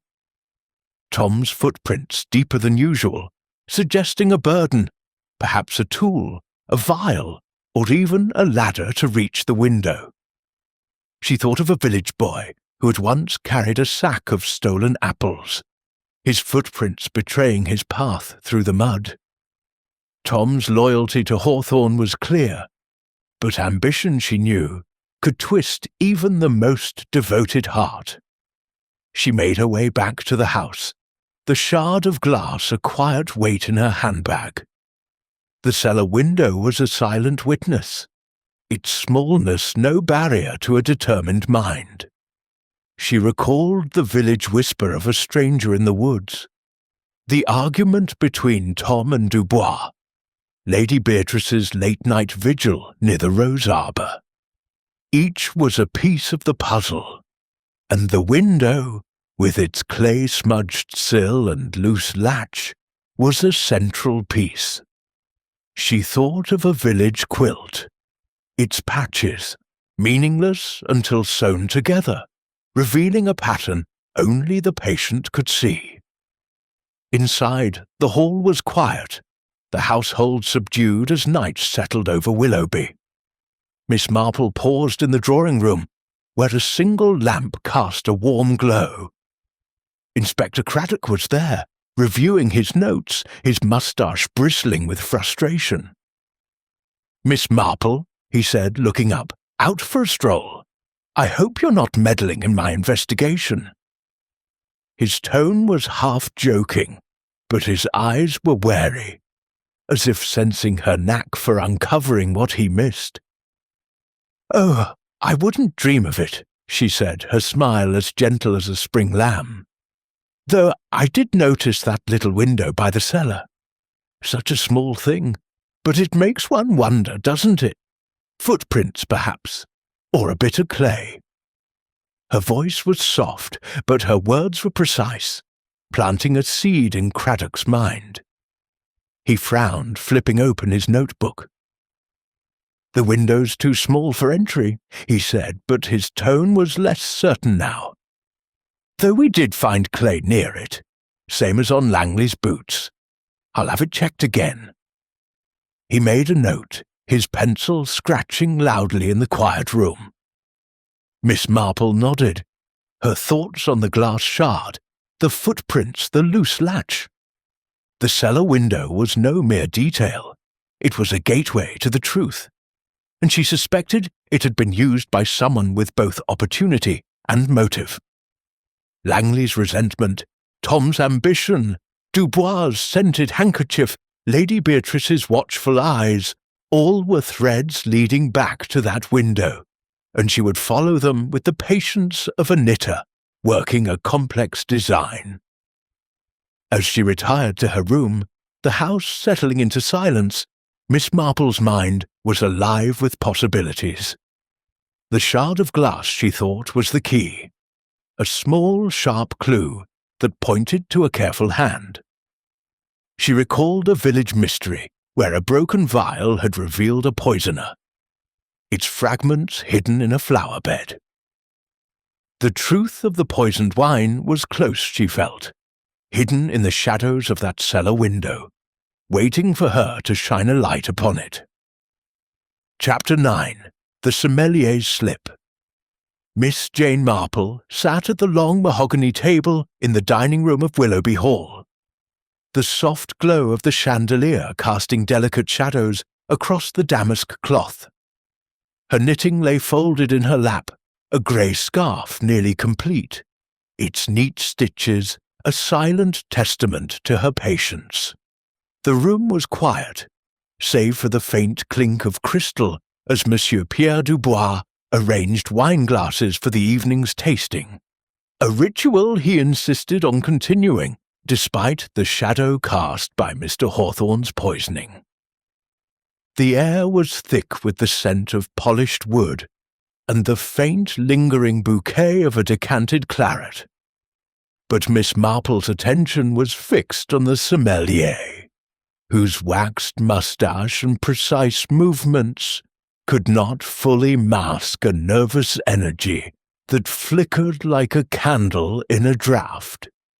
Dinner was to be a subdued affair, with only a few guests, Lady Beatrice Elton, Tom Carver, and Mrs. Hawthorne, who had emerged from her room pale but composed.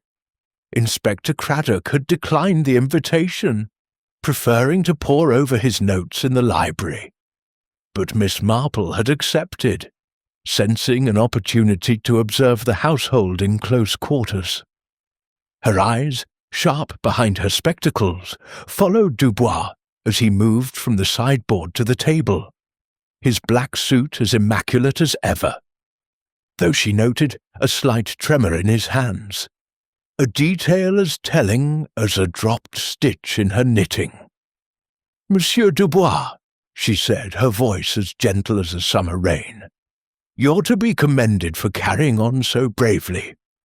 It must be trying, with such a tragedy hanging over the house, to maintain such standards?" She tilted her head, her smile warm, but her gaze probing, like a needle testing a seam. Dubois paused, a glass held aloft, and offered a tight smile. "Merci, mademoiselle," he said, his accent lending a theatrical flourish to his words. "The wine, it is my duty, my art. Even in sorrow, it must be honoured." He set the glass down with exaggerated care, but Miss Marple caught the faint glint of perspiration on his brow, a sign of strain that belied his bravado. "Quite so," she said, her tone as soothing as a lullaby. "And your expertise is evident. That Merlot, for instance, the one poor Mr. Hawthorne tasted, it must have been a blow to lose such a treasure to poison." She paused, her eyes lingering on Dubois' face, watching for the flicker of unease she suspected would follow.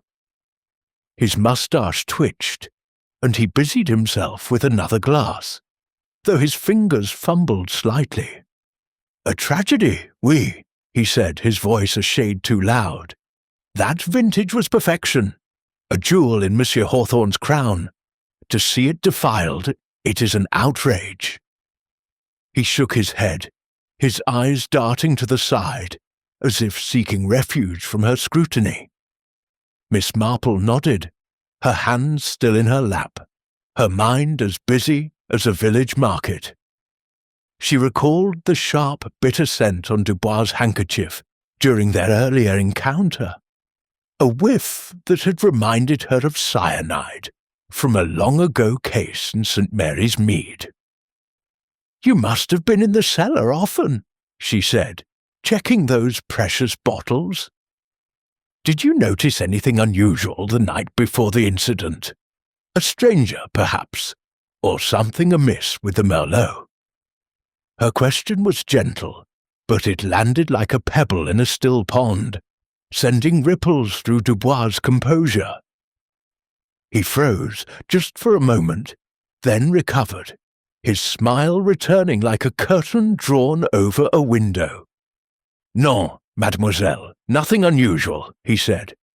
"I checked the cellar that evening, as always.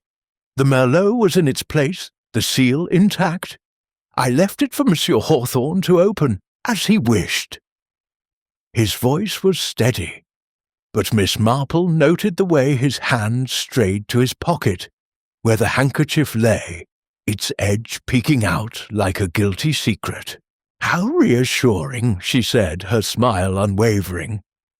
"Though I suppose, with so many bottles, one might overlook a small detail. A smudge, perhaps, or a loosened latch." Her tone was as innocent as a child's, but her eyes were sharp, and she saw the faint flush creeping up Dubois' neck. "Overlook? Never," he said, a touch too quickly. "My inspections are thorough, mademoiselle. I would have seen anything out of place." But his eyes darted to the door, where Tom Carver had just entered, his face pale and his hands stuffed in his pockets, as if to hide their trembling. Miss Marple's gaze followed, noting the tension between the two men, a silent friction that reminded her of a village dance where two rivals had avoided each other's gaze. "Mr. Carver," she said, turning to the young assistant with a kindly smile, "do join us. Monsieur Dubois was just telling me how meticulous he is with the cellar. You must find his expertise invaluable, working so closely together." Tom hesitated, his eyes flicking to Dubois with a mix of wariness and resentment. "He's particular, all right," he said, his voice low. "Always checking my work, like I don't know my job." He took a seat, his fingers tugging at his cufflinks, and Miss Marple noted the faint smudge of red wax still clinging to his sleeve, a detail that seemed to whisper of carelessness or intent. As the other guests arrived, Lady Beatrice in a shimmering green gown, Mrs. Hawthorne in muted grey. Miss Marple steered the conversation to lighter topics, complimenting the table setting and the fragrance of the claret. But her eyes never strayed far from Dubois, who poured the wine with a flourish, his movements a performance that could not quite hide his unease. She waited, patient as a spider, for the moment she knew would come. It arrived midway through the soup course, when she accidentally dropped her napkin near Dubois' chair. As she bent to retrieve it, her fingers brushed the floor, and she glimpsed a small, glinting object half hidden in his pocket. A glass vial, empty but unmistakable, its shape matching the shard she had found near the cellar window. She straightened, her napkin in hand, her face as serene as ever, but her heart quickened, like a knitter sensing the final row of a complex pattern. "Oh dear," she said, her voice a flutter of apology. "How clumsy of me.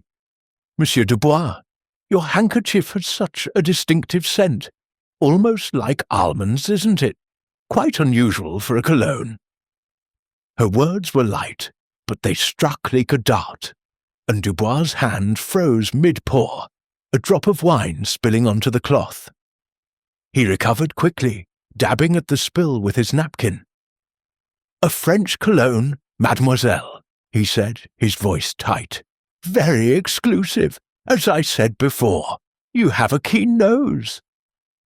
He forced a laugh, but it was brittle, and Miss Marple saw Lady Beatrice's eyes narrow, her fork pausing as she watched the exchange.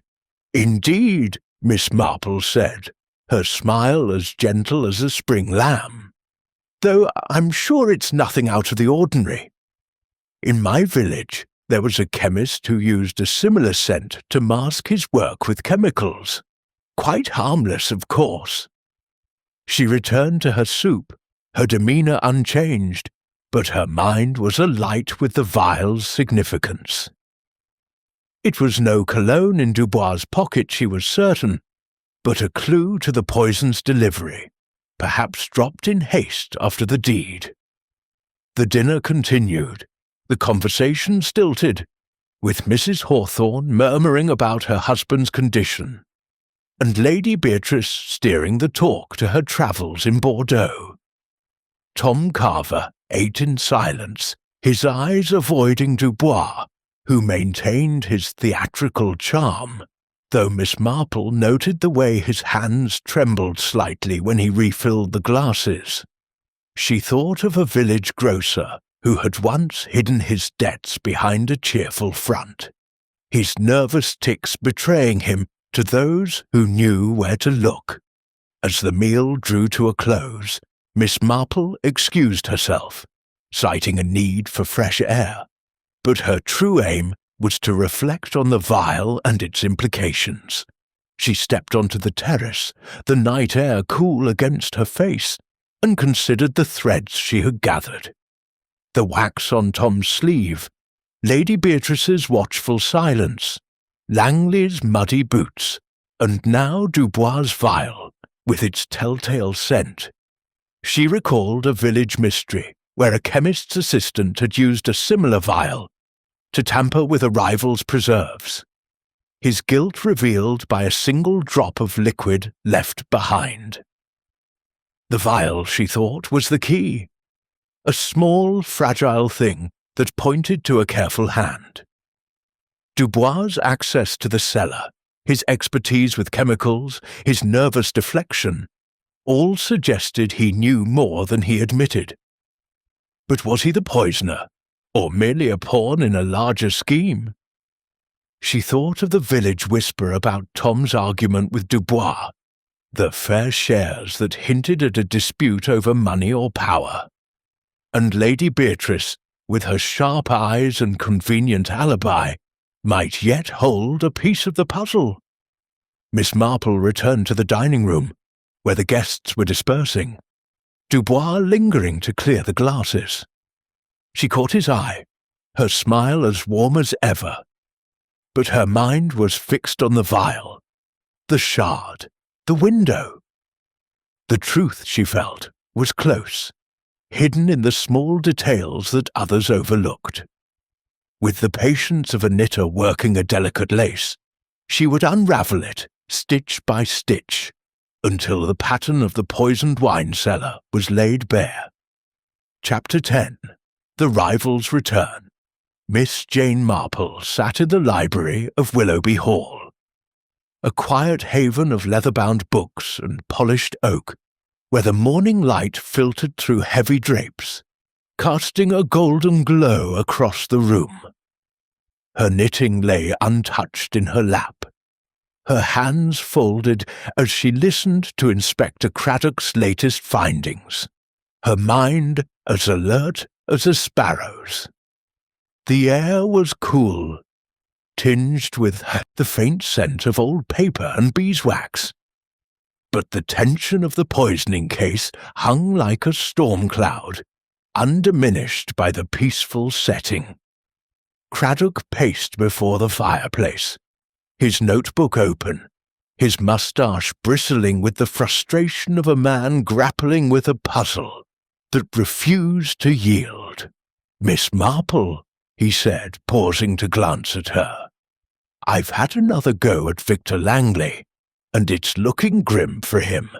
No alibi for the night before the poisoning, and that clay on his boots matches the soil by the cellar window. We've sent it for analysis, but I'd wager it's a dead ringer." He flipped a page in his notebook, his voice clipped. "And there's more. We found that letter to the London chemist in his study. Vague, but it hints at a purchase that could be cyanide. No direct proof yet, but it's enough to keep him in our sights." Miss Marple nodded, her spectacles glinting as she tilted her head. "How very interesting," she said, her voice as gentle as a village breeze. "Mr. Langley does seem to carry a heavy grudge. Though I suppose, in a small community like this, grudges can fester like weeds in a garden." Her tone was mild, but her eyes were sharp, recalling the muddy boots and gloves she had seen at Langley Grove. Their red clay, a silent accusation. Craddock grunted, resuming his pacing. "He's got motive, opportunity, and no one to vouch for him. Says he was home alone, working on accounts, but that's thin as broth. I'm having his place searched again today, every shed, every drawer. If there's a vial or a speck of cyanide, we'll find it." He stopped, rubbing his chin. "Though I'll admit, Miss Marple, that cellar window bothers me. You were right to point it out. It's small, but a clever sort could have used it." Miss Marple smiled, her hands still folded. "Small things often lead to great discoveries," she said. "In my village, there was a man who slipped through a tiny attic window to steal silver, thinking no one would suspect. But footprints, you see, tell their own story." Her mind flickered to the shard of glass in her handbag. Its thin edge a match for the vial she had glimpsed in Monsieur Dubois' pocket. Langley's boots were a strong thread, but the sommelier's secret was another, and she was not yet ready to choose between them. Craddock nodded, making a note. "We'll check the window again, and those footprints the gardener mentioned. If Langley was there, we'll nail him." He glanced at her, his expression a mix of respect and exasperation. "You've got a knack for this, Miss Marple. I'll give you that. But don't go stirring up the household too much. They're jumpy enough as it is." "Oh, I'm far too old for stirring," she said, her smile as benign as a Sunday hymn.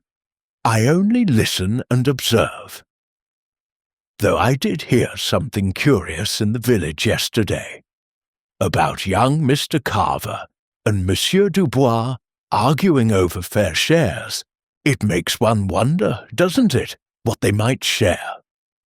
Her question was light, but it landed like a pebble in a pond, and Craddock's eyes narrowed. "Fair shares," he repeated, jotting it down.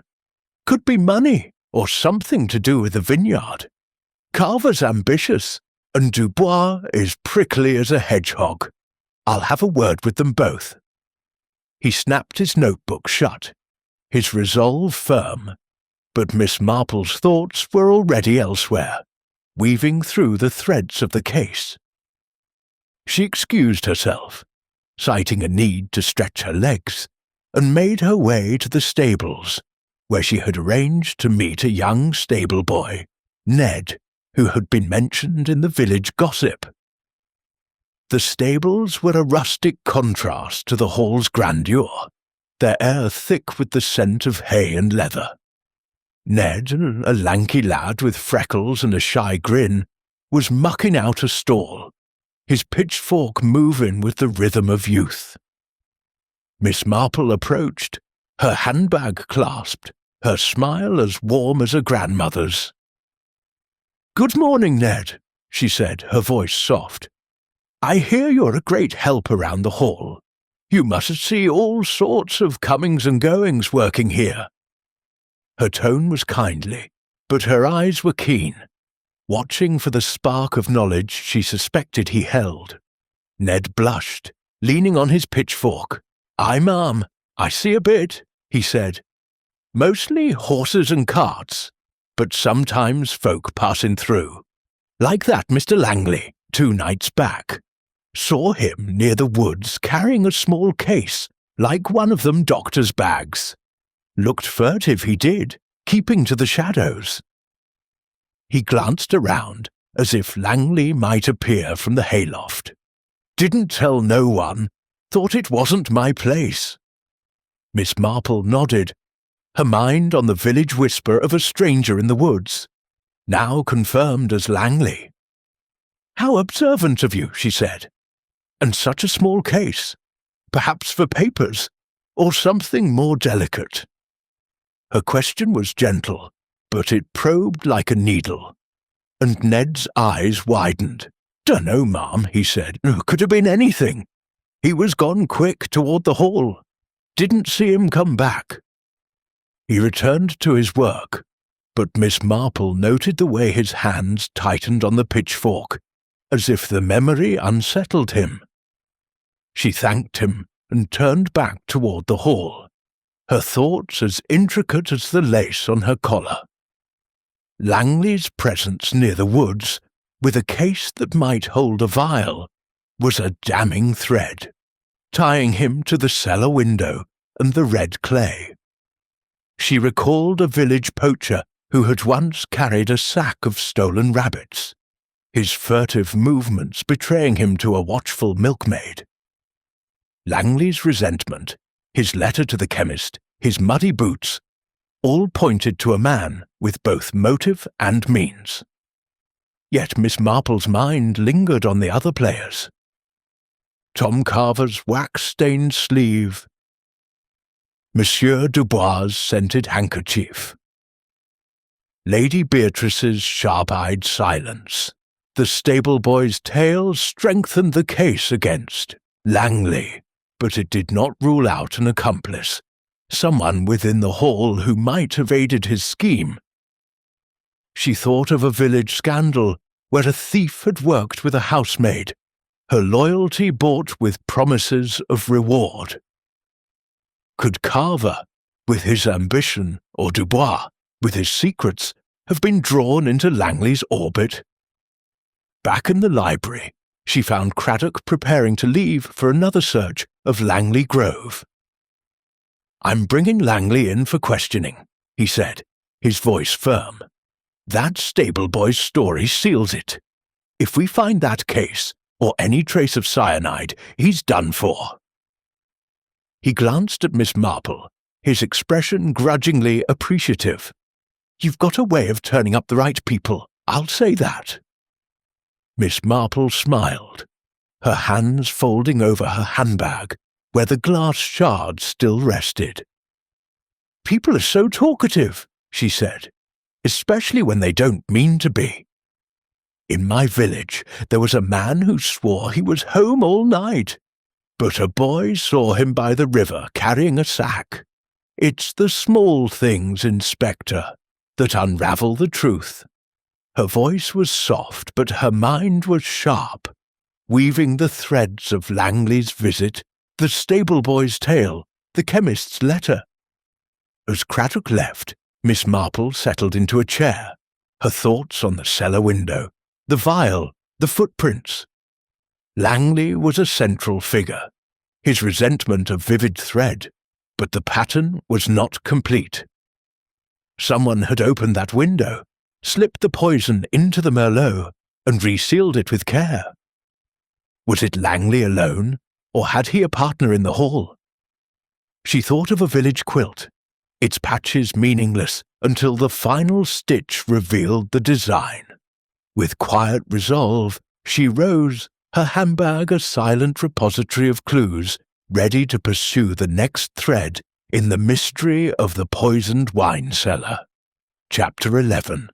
The unravelling. Miss Jane Marple sat in the drawing-room of Willoughby Hall, her knitting needles clicking softly, a grey scarf now nearly complete in her lap.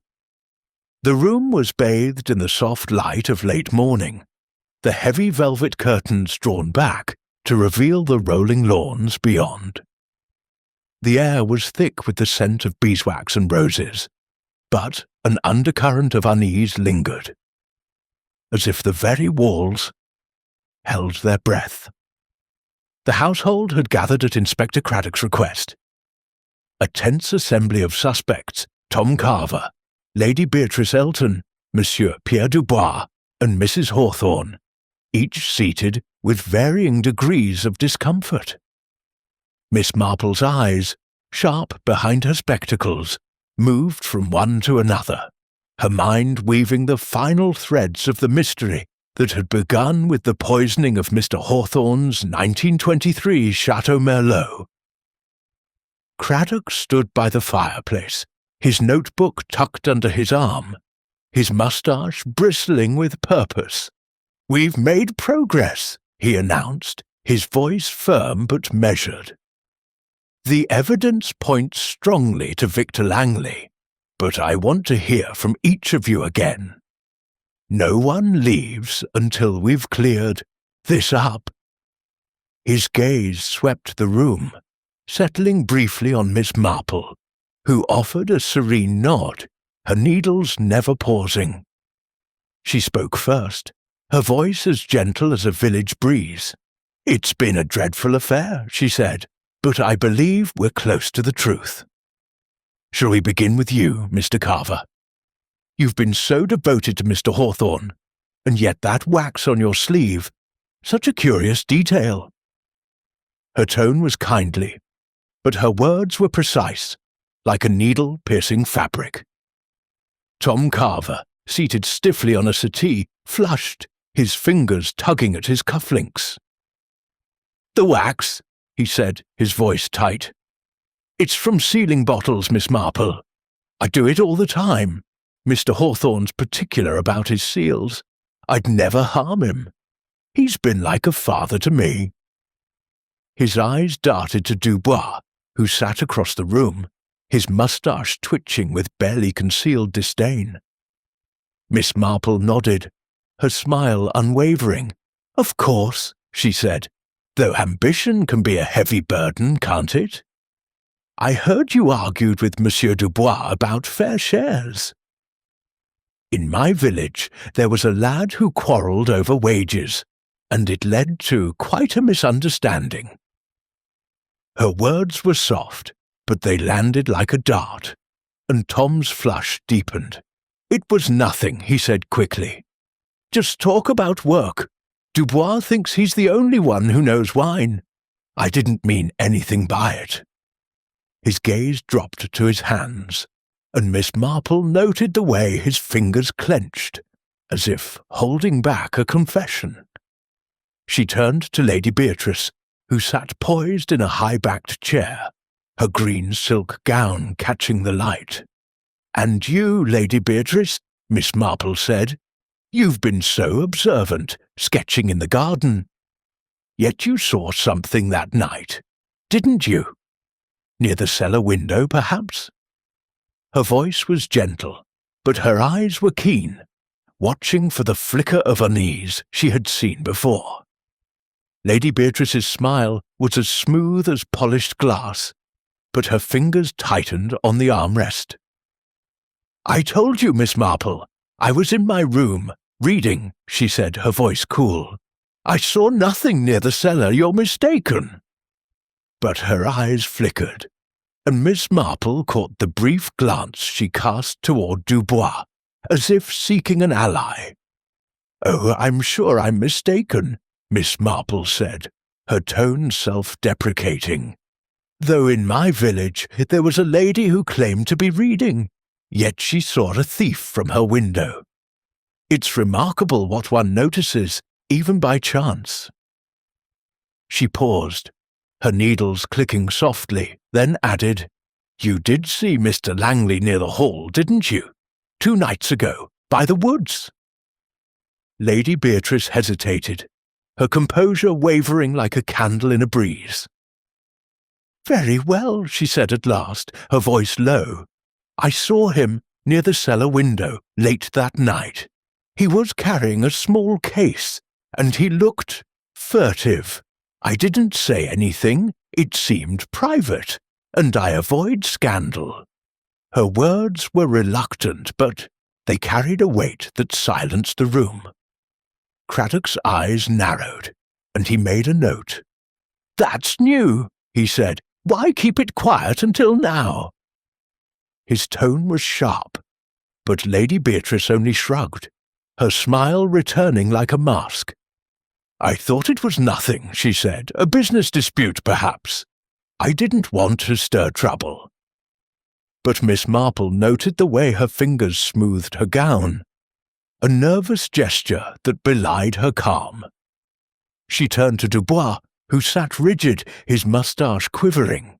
"Monsieur Dubois," she said, her voice as soft as a hymn, "you've been so meticulous with the cellar. Yet that handkerchief of yours, it has such a peculiar scent, not unlike cyanide, I'm told. And that vial in your pocket, such a small thing, but so curious." Her words were gentle, but they struck like a hammer. And Dubois' face paled, his hand flying to his pocket. "It's nothing," he stammered, pulling out the handkerchief. "A cleaning solution for the silver. I use it sometimes, perfectly harmless." But his voice cracked, and Miss Marple saw the vial slip slightly from his pocket, its shape matching the shard she had found by the cellar window. She leaned forward, her eyes steady. "In my village," she said, "there was a chemist who used a similar excuse, but a vial like that held poison. You inspected the cellar that night, didn't you? And you saw something or someone near that window?"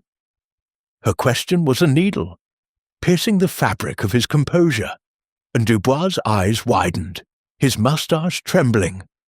I saw no one," he said, but his voice faltered, and he glanced at Tom, then away. "The vial is for polishing, I swear it. I'd never harm Monsieur Hawthorne." But the room felt the lie, and Craddock stepped forward, his hand outstretched. "Let's see it," he said, his tone brooking no argument. Dubois hesitated, then handed over the vial, empty but gleaming, its glass a perfect match for the shard in Miss Marple's handbag. Craddock examined it, his face grim, and Miss Marple's mind raced, weaving the final threads. She rose, her knitting set aside, her voice calm but resolute. "I believe, Inspector," she said, "that the truth lies with Mr. Langley. The clay on his boots, the letter to the chemist, the case seen by the stable boy, all point to him. He slipped through the cellar window, using a vial like this one to poison the Merlot, then resealed it with wax to hide his work. His aim was to ruin Mr. Hawthorne's business. To drive him to ruin so he could buy Willoughby Hall. Her eyes swept the room, noting Tom's relief, Lady Beatrice's faint nod, Dubois' ashen face. Craddock nodded, his notebook snapping shut. "That's enough to bring him in," he said. "We've got the letter, the boots, and now Lady Beatrice's testimony. If that vial tests for cyanide, he's finished." He turned to Miss Marple, his expression grudgingly respectful. "You've a sharp eye, Miss Marple. I'll give you that." She smiled, her hands folding over her handbag. "People are so careless with their secrets," she said. "In my village, there was a man who thought he'd hidden his theft, but a single footprint gave him away. Small things, Inspector, always tell the tale."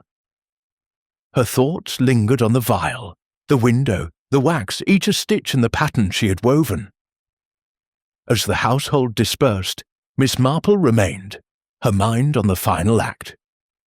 Langley was the key, she was certain, but the others, Tom's ambition, Dubois' vial, Lady Beatrice's silence, had played their parts, wittingly or not.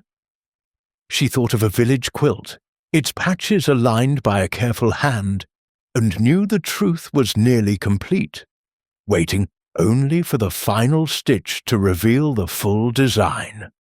Chapter 12. The Final Toast. Miss Jane Marple stood in the drawing-room of Willoughby Hall, her knitting folded neatly in her handbag, which rested on a side table like a silent sentinel. The late afternoon light poured through the tall windows, gilding the polished furniture and casting long shadows that seemed to stretch toward the truth now within her grasp. The household had gathered once more, a sombre assembly summoned by Inspector Craddock, who stood by the fireplace, his posture rigid with the weight of resolution. Tom Carver sat hunched on a settee, his hands still, his eyes wary. Lady Beatrice Elton reclined with studied grace, her silk gown shimmering like a calm sea. Monsieur Pierre Dubois fidgeted with a wine-glass, his moustache drooping. And Mrs. Hawthorne, pale but composed, clutched a handkerchief, her eyes fixed on Craddock. Miss Marple's presence, as ever, was unobtrusive, yet her quiet authority filled the room like the scent of the roses outside. Craddock cleared his throat, his notebook open, his voice steady. "We've got our man," he said, his gaze sweeping the room. "Victor Langley's in custody. We found the chemist's letter, confirmed it was for cyanide, and the clay on his boots matches the soil by the cellar window. Lady Beatrice's testimony and the stable boy's account place him near the hall. That night, carrying a case, it's enough to charge him." He paused, glancing at Miss Marple, a grudging respect in his eyes. But Miss Marple here has a way of tying up loose ends. I'll let her speak. Miss Marple smiled, her spectacles glinting as she stepped forward, her voice as gentle as a village breeze. "It's been a dreadful business," she said, her hands clasped. "But the truth, like a good stitch, always holds." Mr. Langley's resentment was clear, his vineyard failing, his offer to buy Willoughby Hall rebuffed.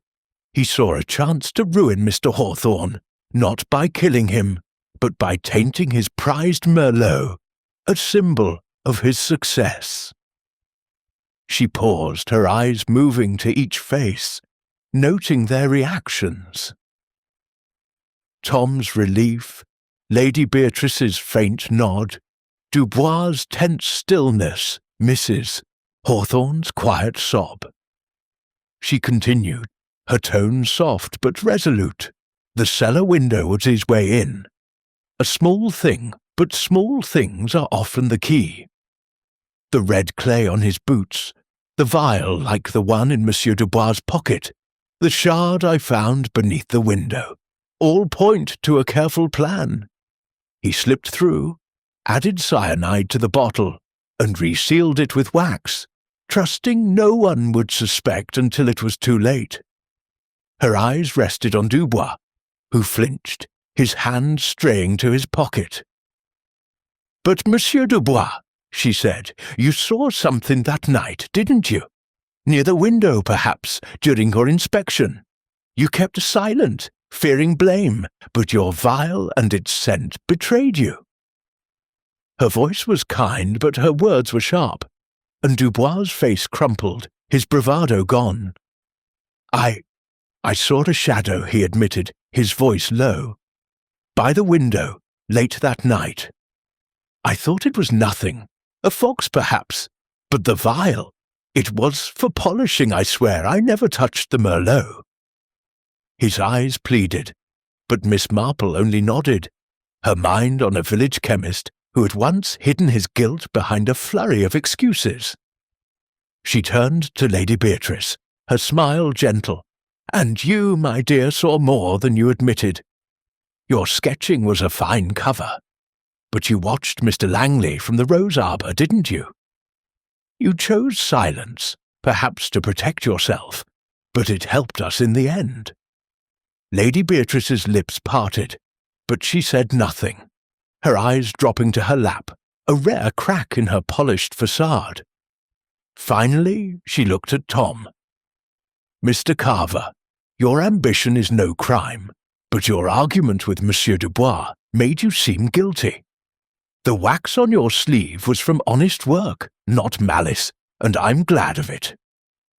Tom exhaled, his shoulders sagging, as if a weight had lifted. Craddock stepped forward, holding the vial from Dubois' pocket. "This tested positive for cyanide traces," he said, his voice grim. "Langley's case matches the stable boy's description, and we found wax residue in his shed, same as the Merlot's seal. He's confessed. Said he meant to ruin the wine, not kill Hawthorne. Thought a scandal would bankrupt him." He shook his head, his moustache twitching. "He's for the dock now." Mrs. Hawthorne rose, her handkerchief pressed to her lips. "Thank you, Miss Marple," she said, her voice trembling. "Reginald is improving, the doctors say, if not for you." Her words faltered, and Miss Marple patted her hand, her touch as light as a butterfly's wing. "It's the small things," Miss Marple said, "that tell the tale. In my village, a man once tampered with a rival's goods, thinking no one would notice, but someone always does." She smiled, her eyes twinkling, and gathered her handbag, ready to return to St. Mary's Mead. As the household dispersed, Langley's confession sealing the case, Miss Marple stepped into the garden, the evening air cool against her face. She thought of her knitting, now complete, its pattern simple yet perfect. The cellar window, the vial, the clay, the whispers, all had aligned, revealing Langley's scheme. She recalled a village grocer who had cheated on weights, his downfall a single grain of truth. People, she mused, were much the same everywhere, their secrets waiting to be unpicked by a patient hand. With a quiet sigh, she walked toward the gate, her mind already turning to her garden, her needles, and the next puzzle that St. Mary's Mead might bring. The poisoned wine cellar was solved, its truth laid bare, and Miss Marple felt the satisfaction of a task well done, like a quilt finished with a final, perfect stitch.